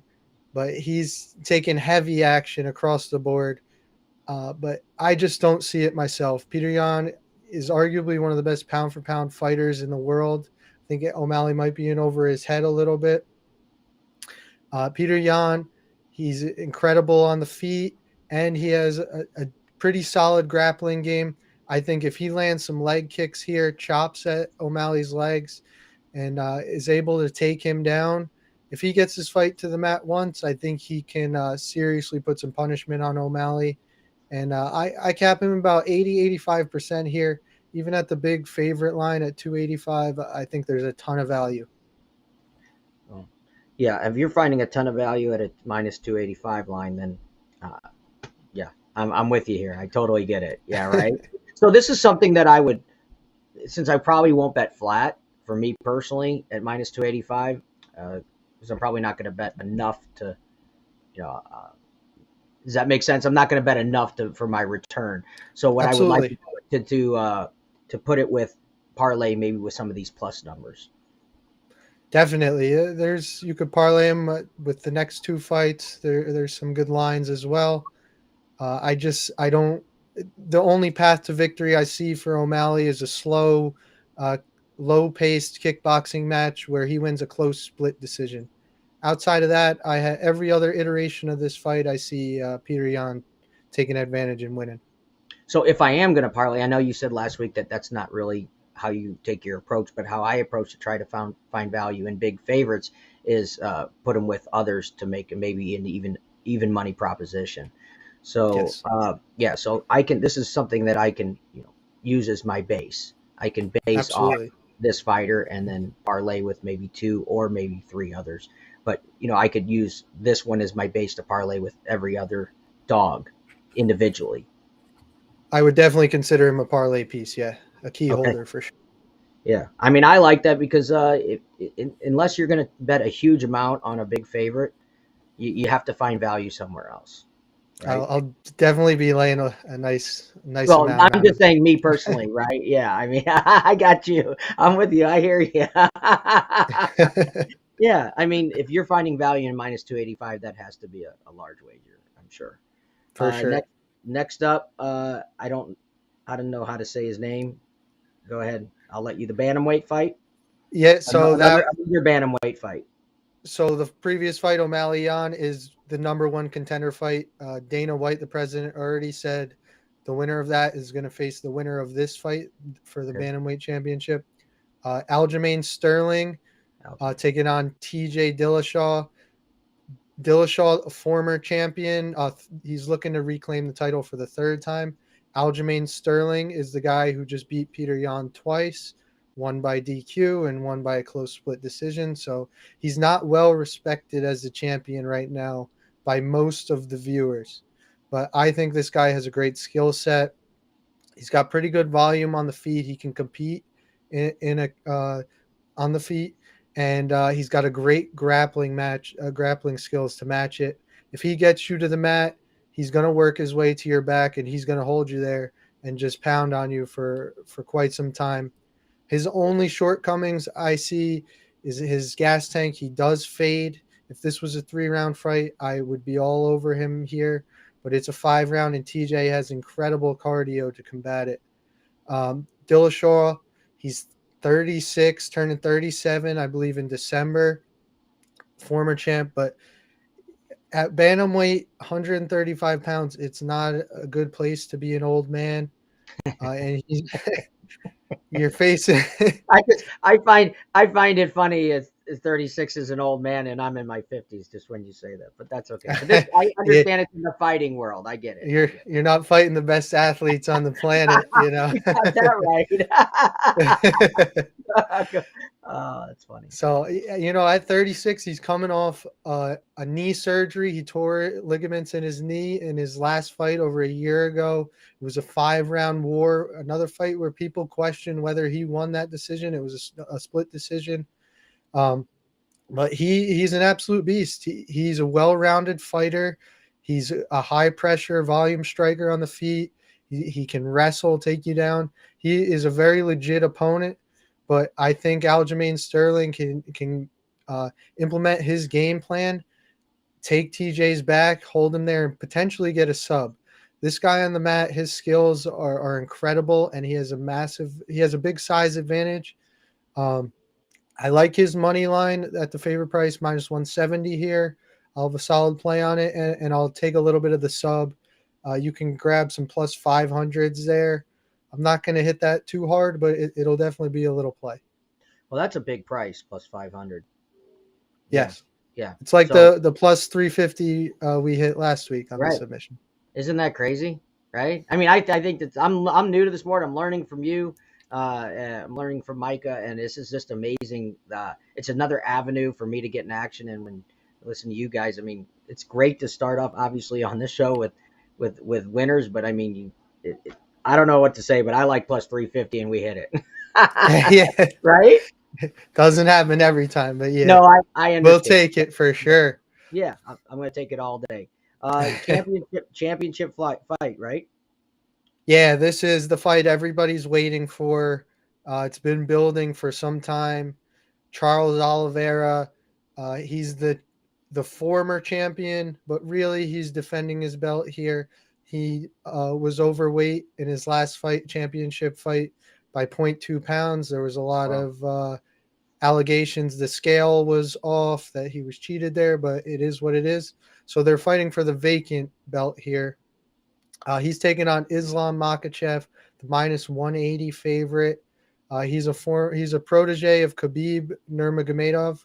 I don't know if you're familiar with him, but he fought Conor McGregor back in the day for probably the biggest pay-per-view in UFC history. Yeah.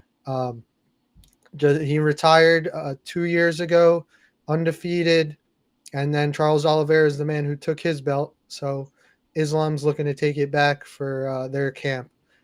This fight, as people are planting their flag on both sides, you're seeing some strong opinions, and I definitely have one here.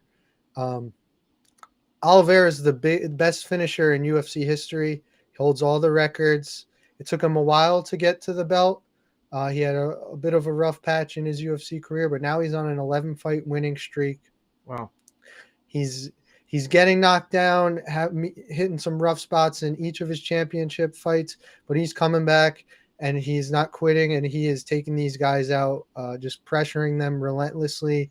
Whether he's got to take you to the ground or just strike with you, he is an elite finisher at every phase of the game.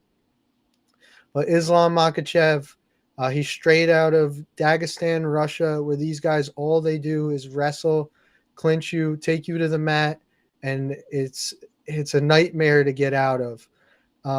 He implements a similar style to Khabib back in the day, a little less ground and pound, a little more control time. He's just going to try to, wear you down, grind you out, get this into the later rounds, and then he's going to try to submit you or just take a decision. I mean, there's two clear ways to play this fight, in my opinion. If you like the Charles Oliveira side, the underdog, I would take the under 2.5, or just take Charles inside the distance. It's hard for me to see him winning a decision here. I think if he wins, it's almost always going to be by finish. And then the other side, Islam Makhachev, I think he really takes over this fight as it grows, as it gets later in the fight. He's going to wear on Oliveira. He's just going to clinch him, take him to the ground, ride him on the cage, and really make this hell for him through 3-4 rounds and either win a decision or finish him late. So I like the favorite here, Islam.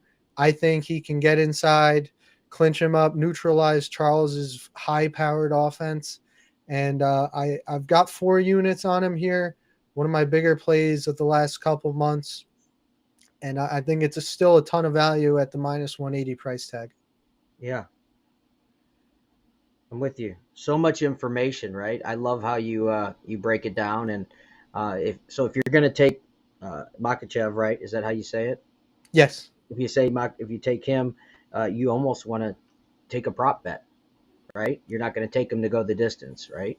So he could definitely win a decision here. I would not rule that out. I like him to either win late or by decision. There's some books that will allow you to bet that you can parlay a same game parlay type deal where you can take Makhachev and you can take over 1.5 rounds or over 2.5 rounds. I don't know if there's odds on those yet. They usually come, Friday, Saturday, but I could see some value being on those for sure.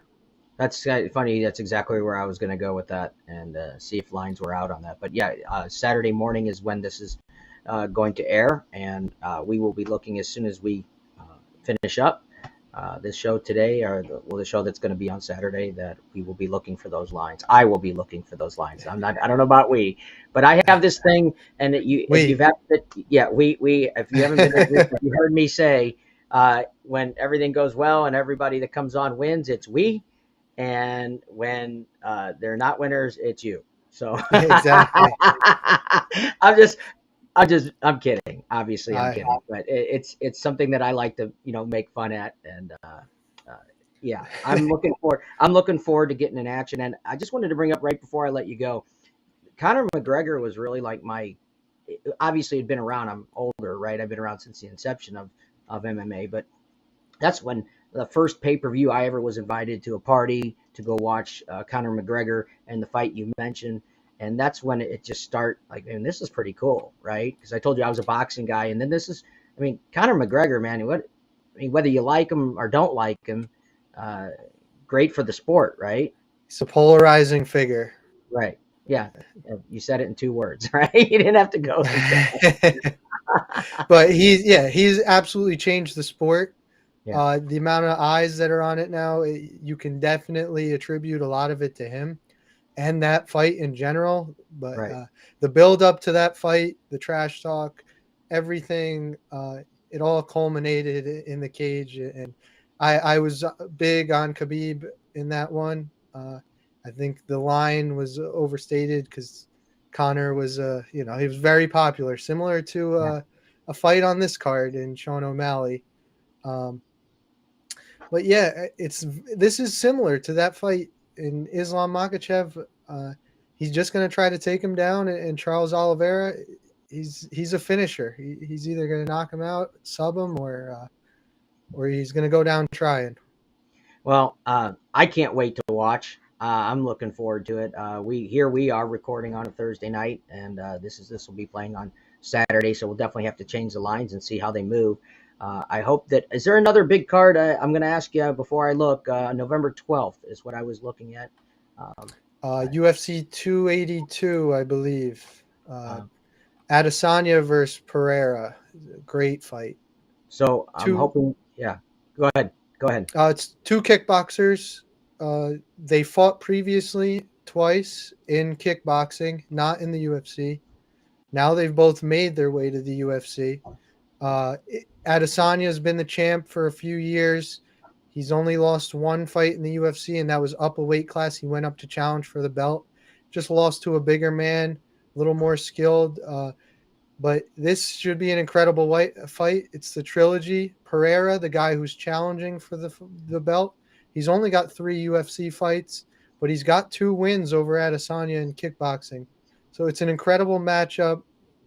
I believe Adesanya is a slight favorite. I haven't dug into it too far, but That's I'm all right. definitely I'm not asking for any picks yet. I'm very excited to. Yeah. That should be an incredible kickboxing match in a UFC cage. Well, one question before I say, hey, man, I hope you're coming back on the 12th or right before it to give out your picks for the card, if that's possible.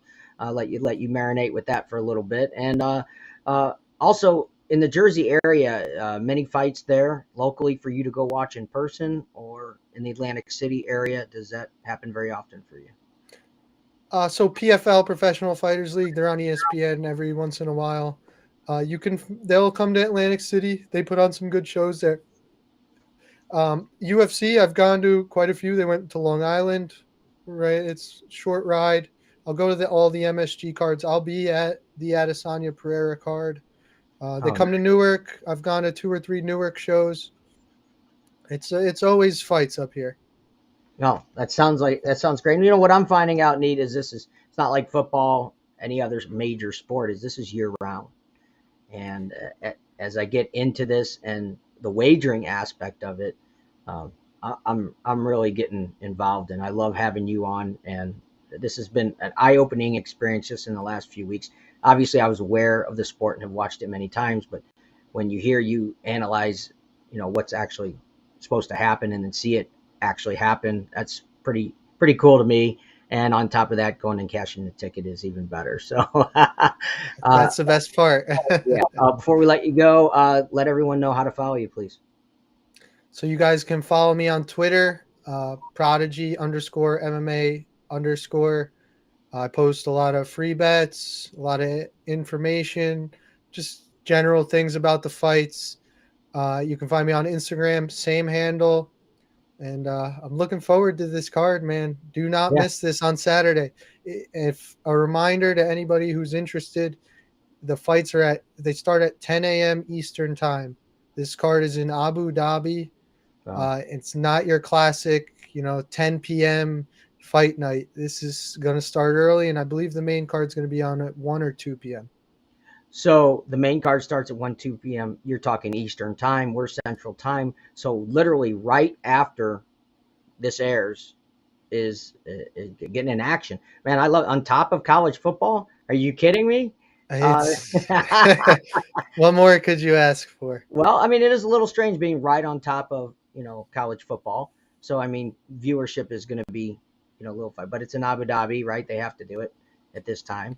So, man, as far as horse racing goes, I don't know if you know, but over in the United Emirates, right? Horse racing is huge. Huge. And, man, I'd like to get over there someday, and maybe I could catch maybe we could catch a fight and some horse racing someday, right? We got to for sure. Maybe right. if Islam Makachev and Peter Yan come through, we'll be making a trip. Man, that sounds fantastic. Thank you so much for your time, and I let's see you on the 12th of November, right? Yep. Thank you for having me. I'll be there. All right. Thank you, everyone. We'll be right back with Clemson John's picks for the day. Let's be right back. It was a good game. I was so lit in the stand. All right, here we go. Hey, guys, we are back here live, DraftKings at Casino Queen. Man, we are having a blast here with Earl Barron. Right next to me is Clemson John. I do want to mention real quick, we are on every Friday night from 6 to 7 on 590 The Fan. And we're here every Saturday morning from 9 to 11 Central Time. If you want to send us a message, anything you want to say to us, on air at thewinningticket21.com. If you want to reserve some seating here, this place is packed, so I would recommend that you reserve some seating for big days for Saturday and Sunday. You can do that at DraftKings at CasinoQueen.com. Also, I want to shout out to our other sponsor, Crypto World. Man, anything to do with crypto, get a hold of them at shopcryptoworld.com. Hey, we're having a great time, guys. It's time to get into Clemson's picks. Yeah, man. I'll be back. I'm gonna leave. No, when you get done with Clemson, I'll come back. Right? All right. All right. Well, just jump in there anytime, Earl, and say what you got to say. But let's get to Clemson's picks for today. Yeah, you guys know how I like to start off with. Let's get the 11 o'clock slate done, right? Yeah. So once we get the 11 o'clock games done, we know if we're digging a hole more or if we're climbing out of the hole, Yeah. So hopefully we're got some profit to go into this afternoon, but not a lot of 11 o'clock action, you guys. Looks like we got 5, 3. Wow, we only got looks like 8 games. 1, 2, 3, 5, 3. Yeah, 8, 9 games. 11:30 Duke and Miami. We'll throw that in there. So we got 9 games to start with. Kind of a light 11 o'clock. Don't forget that 2:30 Memphis Tulane game. Oh yeah, he's got his baby Tigers in there. So we'll see. Oh man. Here it comes. I love it. Just starting to like you, man. God, you just screwed it up. It's all good, though. Still taking Syracuse. John, go ahead. John, we want him to come back. All right. All right, go ahead. I'm still taking Syracuse. Hey man, Tell me who you got. Tell me who you got. I got Syracuse. Give me some picks. But now the first one, Indiana Rutgers is 48.5. I don't know how this game gets to 45, much less 48. So let's take the under, David. Let's go under 48.5. Indiana Rutgers. Indiana doesn't score a lot of points. Rutgers is a mess. So these are two bottom of the conference teams. So let's take the under here. And then Houston Navy is an interesting game. I was high on Houston the whole year. I thought they were going to win that conference for sure. They've let me down. They have not played up to their caliber, their talent level. But the over-under in this one's 50.5. Navy's been scoring some points. If you look at Navy's point total, they scored 34 last week, 53 the week before that, 23 So they're scoring some points now, unlike what we've seen Navy of the past. So we'll take the over here, 50.5. That's a good number. Houston's going to score some points. This game should be in the 30 to 20 range, somewhere around there. And Kansas Baylor, Kansas having that dream season. They lost to Oklahoma last week. Oh man, Kansas having that dream season. But 11.5. They're getting 11.5. So we'll take the points again. Take Kansas plus 11.5 here against Baylor. They're on the road again, but Kansas is going to keep the game close. They have yet to be really blown out on the year. Depending on where you got it last week, they pushed last week against Oklahoma because it closed at 10. They lost by 10. So on the closing line here at DraftKings, it was a push. So they've been really good against the spread all year, obviously. So take Kansas plus 11.5. And we've got the Iowa Hawkeyes, who is America's favorite under team. Yeah. I don't know if you know this, Earl, but Iowa this year won a game 7-3 against South Dakota State. They scored 7 points. They didn't score a touchdown. Wow. They got two safeties, and a field goal. A field goal and 2 safeties to beat South Dakota State 7-3. That's impressive. That is impressive. That's why they're America's favorite under. What bet would that have been? This team's going to score 7 points, but they won't have a touchdown or extra. Oh, that would have been unbelievable. That would have been 500 to 1, probably. At least, and that probably isn't the proper odds. Yeah. I don't know if I've ever seen something it. like that? I don't know if they offer it. And the books. I don't know about here in St. Louis, but I know in Vegas, if you're going to bet enough money, they'll create a line. They'll create a line for you, and it's not going to be in your favor. But I mean, they're going to. Yeah. But if you want to bet something outlandish like that, they'll create a line for you. Wins the coin toss. Like, that's crazy. Well, no, but that's always you can do. Yeah, absolutely. Yeah, so prop betting is a lot of people have, like, instead of teasers, teasers were a big thing. With all these different prop bets nowadays, a lot of people are leaning more towards individual players like fantasy and betting them individually instead of the game lines. So as you saw earlier, we looked at the kiosk. On each game, there was 364 different kind of bets on one of those games that you could pick from. So imagine how long it takes to go through all that, right? So so it used to be you bet the line, you bet with the points, you bet the money line, the over under, and that was it. Now you have hundreds of options per game to decide to bet on. So who's going to commit the first foul? Yeah, who's get the first flag? Yeah. Which team's going to get the first flag? It's all there. Crazy. It's all there, right? Who wins the tip-off? Right.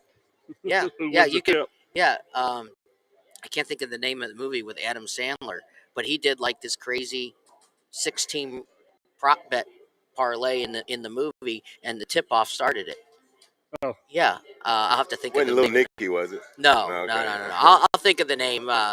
Something Gem. Was that Adam Sandler in that? What's that? Little Nicky. You remember that movie? I don't. He's like the devil or something. Yeah, about 10, 15 years ago. Hilarious. Yeah, it's a good Adam Sandler movie. I'll have to he see doesn't it. make too many bad ones. No. Have you seen the one on Netflix with him? He's the basketball scout. Oh, yes. That's great. Yeah.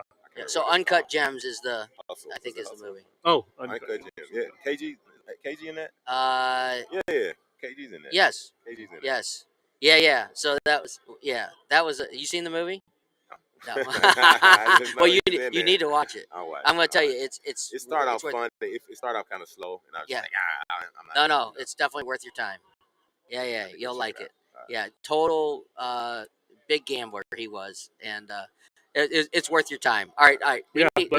So back to America's favorite under team, Iowa. I'm sorry. So got a little off. We're getting 29 points. Iowa's slow.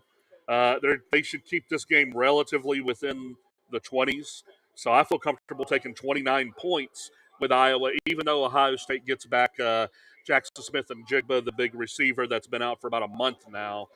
But, I think 29 points here is just too much with Ohio State. So I don't really see Ohio State scoring more than 40 points. So I'd lay 29 here. You're laying the 29.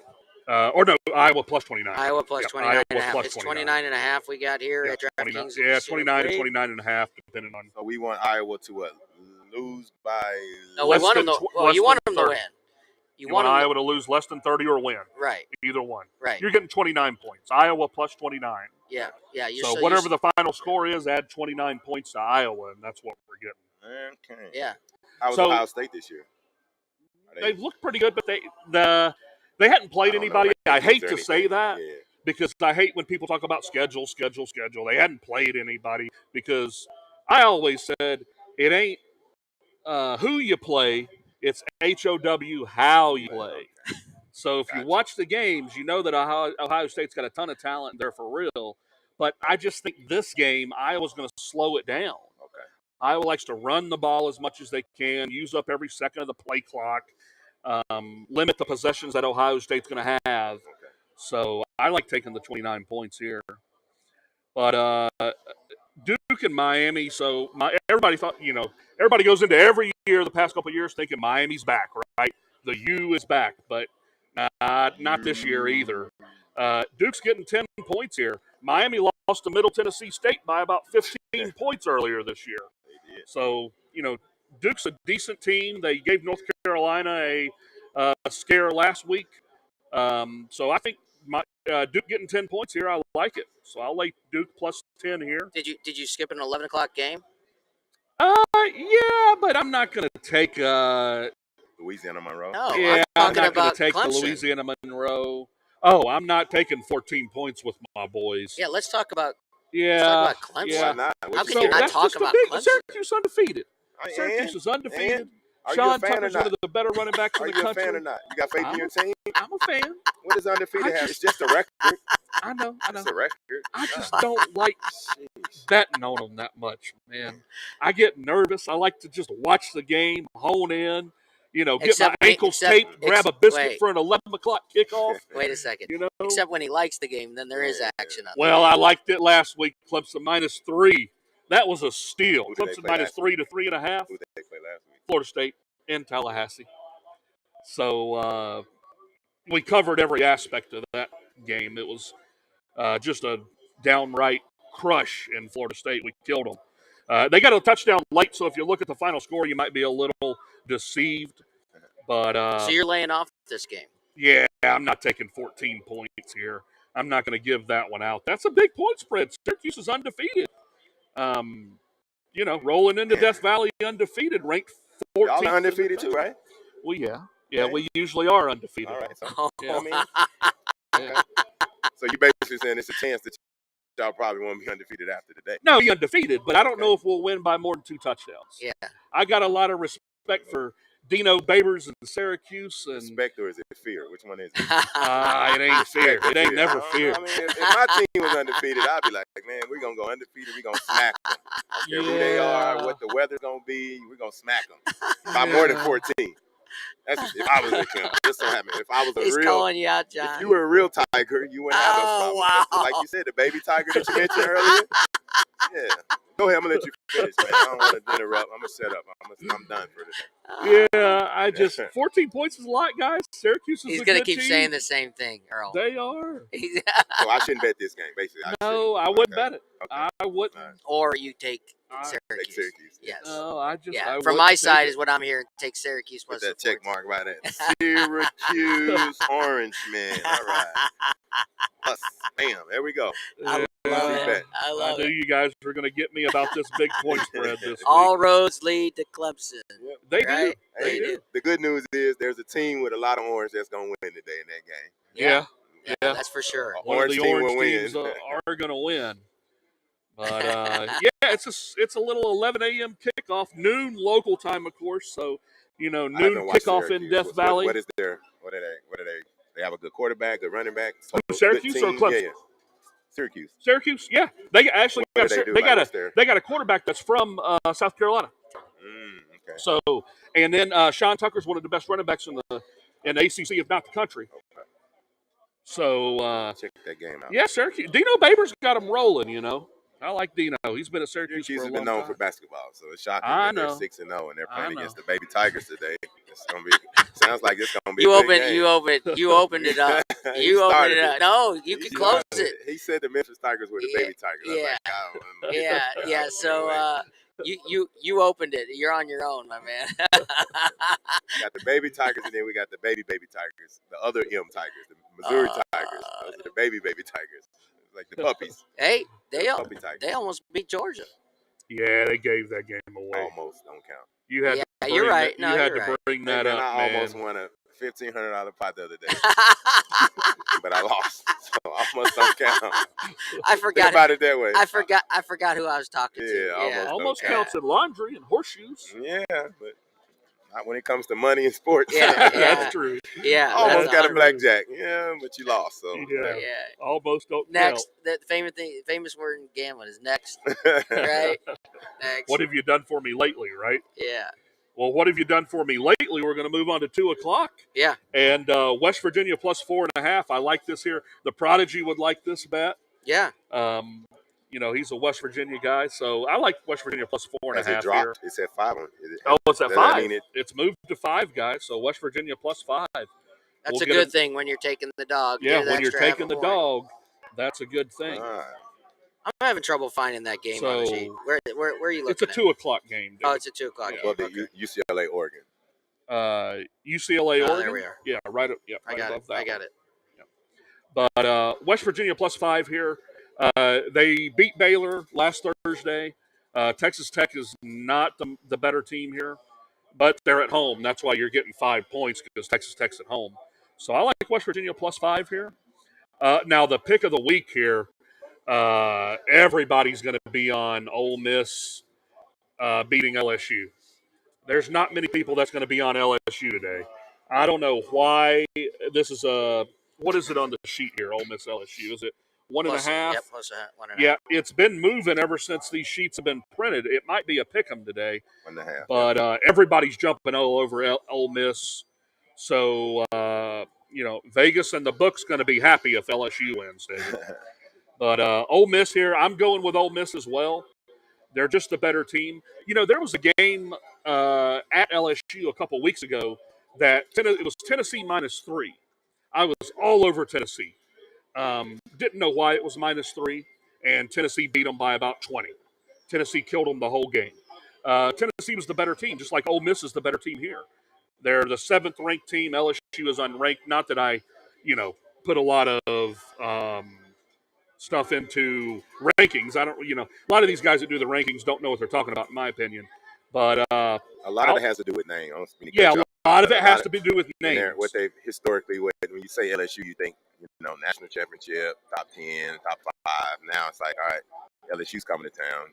Yeah, all that goes out the window now. I don't think they're as good. A lot of these journalists that vote for these AP rankings just don't know a lot about what they're talking about. Unfortunately, they're just quote unquote a journalist, so they get a vote.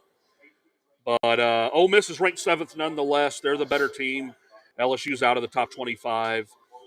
So Ole Miss is the big pick here, guys. Take the running Rebs.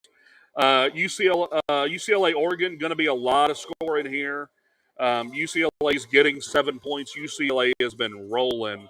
They're undefeated, 6-0, scoring a lot of points every game. UCLA has scored 42, 40, 45, 32, 45, 45. A lot of 40s in there, guys. Over under 71, big number. Yeah, it's a big number. It's Huge going to open up number. at 66, I believe. Yeah, it opened up at 66. Yeah. It's moved to 71. I feel comfortable taking UCLA plus 7 here. Looking at this game, that's the it's plus 6 now. It's moved to plus 6, Yep. so everybody's taking UCLA as well. So yeah, if you can take UCLA plus 7, if you want to move the line, you could be at a -135, -140. I'd like to buy that hook and get it to 7, though. Yeah, absolutely. We talk about this all the time. The difference between especially if you're a parlay better, right? I talked about losing a couple weeks ago a 5-teamer by a hook. You really showed me how you really maybe need to move the line sometimes to buy that hook to make sure that could be the difference of whether you drop down to a 14. Now. I don't know what that means. means. That's okay. Yeah. So the hook. So if you got a game that's plus 6.5. You can move it to 7. Just pay extra juice. So instead of 110 to win 100, you can move. If you buy the hook, you're getting an extra point. So you're a half point. So you're moving it to 7. So if they lose by 7, you push instead of lose. Yeah, Yeah. like So if the game finishes 28-21 and it was 6.5 on the line, but you moved the line to 7, you're going to push now because the game You ended at lost 7. If you didn't put that juice on. Right. That If is you right. didn't buy the hook, Now you'd it have costs lost. you money to do it. It costs you, money, a negative, whatever return. But I Okay. mean, the difference of hitting it or not hitting it, and that half point is Crazy huge. how half point. Yeah, especially if you're going to do a is. multiple Parlay. team parlay. Yeah. Yeah, you want to think Which I'm about. about to do in a little bit. Yeah, I like it. Hey, real quick, I know you got a few more, but this place is pretty incredible. It's amazing. Yeah. And busy. And busy, right? It's early. It's unbelievable. And They've been it's pouring busy. in. They've got a line into the kiosks right now, so they are pouring in here. It's close. We got a few more minutes till the 11 a.m. kickoffs. But Texas, Oklahoma State, guys, I'm taking the points here. I think Oklahoma State and Sanders at quarterback has got a chance to be one of the best quarterbacks in Oklahoma State history. I mean, the kid's just rolling. So I'll take the points here against Texas, Oklahoma State +6. I know Texas is getting Quinn Ewers back, but Oklahoma State's at home. I think they're the better team, more veteran team. Coaching staff's been there forever. So I'll take Oklahoma State +6. And any other 2:30 games? Nope. We're going to go straight to the nightcaps, guys. Don't see any other 2:30 games. We're going to go straight to Mississippi State, Alabama. So as I said on 590 The Fan yesterday, we're going to find out a lot about Alabama tonight. If they blow this Mississippi State team out 49-6 like they have in other years, then we're going to be put on notice that Bama's ready and all their goals are still in front of them. The loss to Tennessee last year doesn't change much in the overall perspective because all their goals are still in front of them. Win the conference, win the state, win the closer, win the last one. So all their goals are still in front of them. So Alabama minus 21.5 here, I think is too many points though. I do. There's nothing that showed me that says Alabama's going to cover 21.5 points this year. They're giving up a lot of points this year. That defense is. I don't know where this Will Anderson's been, but he didn't show up against Tennessee last week at linebacker. He was a Heisman contender supposedly in the preseason. I didn't see it against Tennessee, and I hadn't seen it all year with Will Anderson, really. So I think 21.5 points is too much. I'm going to take Mississippi State plus 21.5 here. So there's just nothing that said that Alabama's going to be able to stop many people this year. So take 21.5 points here. Now, the next one is a rival to my Clemson Tigers, the lowly South Carolina Gamecocks, the other school in the state of South Carolina, as we say. Because we also say Carolina's in Chapel Hill, USC is in California. And the University of South Carolina will always be in Clemson. Always has been. But I'm going to take Texas A&M -3. South Carolina's just kind of a mess. They had a win against Kentucky. Kentucky didn't have their starting quarterback, though. Will Levis was out for Kentucky, so I think that people are putting too much value in that win against Kentucky. So I like Texas A&M -3 here. Not that I'm big on Jimbo Fisher and A&M, but I like Texas A&M -3 going on the road. I don't think South Carolina's that talented of a team. I think they're still trying to find their identity under Shane Beamer. So I think Texas A&M -3 is a solid pick here. Is that what we wrapping it up? Well, got Kansas a few State, more TCU? Here. Yeah, Kansas State, TCU. That was my next pick here. All right. Kansas State, TCU. TCU's just a better team. Kansas State kind of rolling with the Nebraska transfer and Adrian Martinez. But TCU -3.5 to -3, wherever you get it. I suggest buying the hook here. I like TCU -3. Just because if they win by 3, you push, Earl. So if you buy the hook, it goes from If you buy the 3.5 hook, to it goes 3. from 3.5 to 3. Okay. And if they finish 24-21 or 45-42, you push instead of lose, which is important. So buy the hook here. You're not laying much on a half a point. You might move it to -110 to -120. You win by 5, I'm good, right? What's that? If they win by 10, 5, I'm good, right? Oh, you win by 4 or more, you're good. Okay, I'm just making sure. Let's win by 4 or more, and let's cash the ticket. TCU -3, though. Let's buy the hook and move it to 3. I just think TCU's the better team. They've been rolling all year. Let's look at the points that TCU's put up real quick. They have put up 43, 38, 55, 42, 59, 38. They've put up tons of points all year. I don't think K-State's going to be able to stop them. So TCU -3. And then I got one more to close it out, David, the get even or get even worse game. It's the last game of the night, and we're going to take Washington -7 against Cal. I think Washington's going to get back on track here. They got the transfer from Indiana at quarterback has been playing pretty good. He's an athletic kid that's going to have too much athleticism for Cal. So I think that Washington -7 here is going to get us even or get even better game. Yeah. By the hook. By the hook. Right. Especially in multi-team parlay, it's not going to drop your odds that much, and Right. it's better to hit it or tie than lose your whole entire ticket over a half a point. If I lose, I don't want to be desensitized. I tell my wife, I'm going to the store. I say, baby, don't forget to buy the hook. Don't forget to buy the hook. She's like, what are you talking about? Wait. I lost a lot today, baby. I think we created a monster. Yeah. I'll be here next week at 8:59 sharp. You know, I was told a long time ago, don't use my real name. I don't want calls from any wives. Like, what did you do to my husband? Just Believe stated. me, my wife lives with us every day. Oh, so man. yeah, right. That's Oh funny. man, that's what she says, right? Hi, Like, honey. my wife's gonna come on and she's like, what is this? What is leave this on the counter. She's Just like, what you need, what? another hobby. A hobby, right? Yeah. Yeah. Hey, Earl, man, we had so much fun today. I hope you come back and join Absolutely, us. for sure. Definitely. Clemson, man, ready to get in action for 11 o'clock? Hey, my boys are about to kick it off. You know, we got our ankles taped. We had our biscuit this morning. We're ready to go. Good luck to the Tigers Death Valley. today. Let's Yeah. kick Good it luck, off. Tigers. What- Good what- luck. Up the what rock about and the- run the down the baby hill, kick Tigers? it off and go, baby.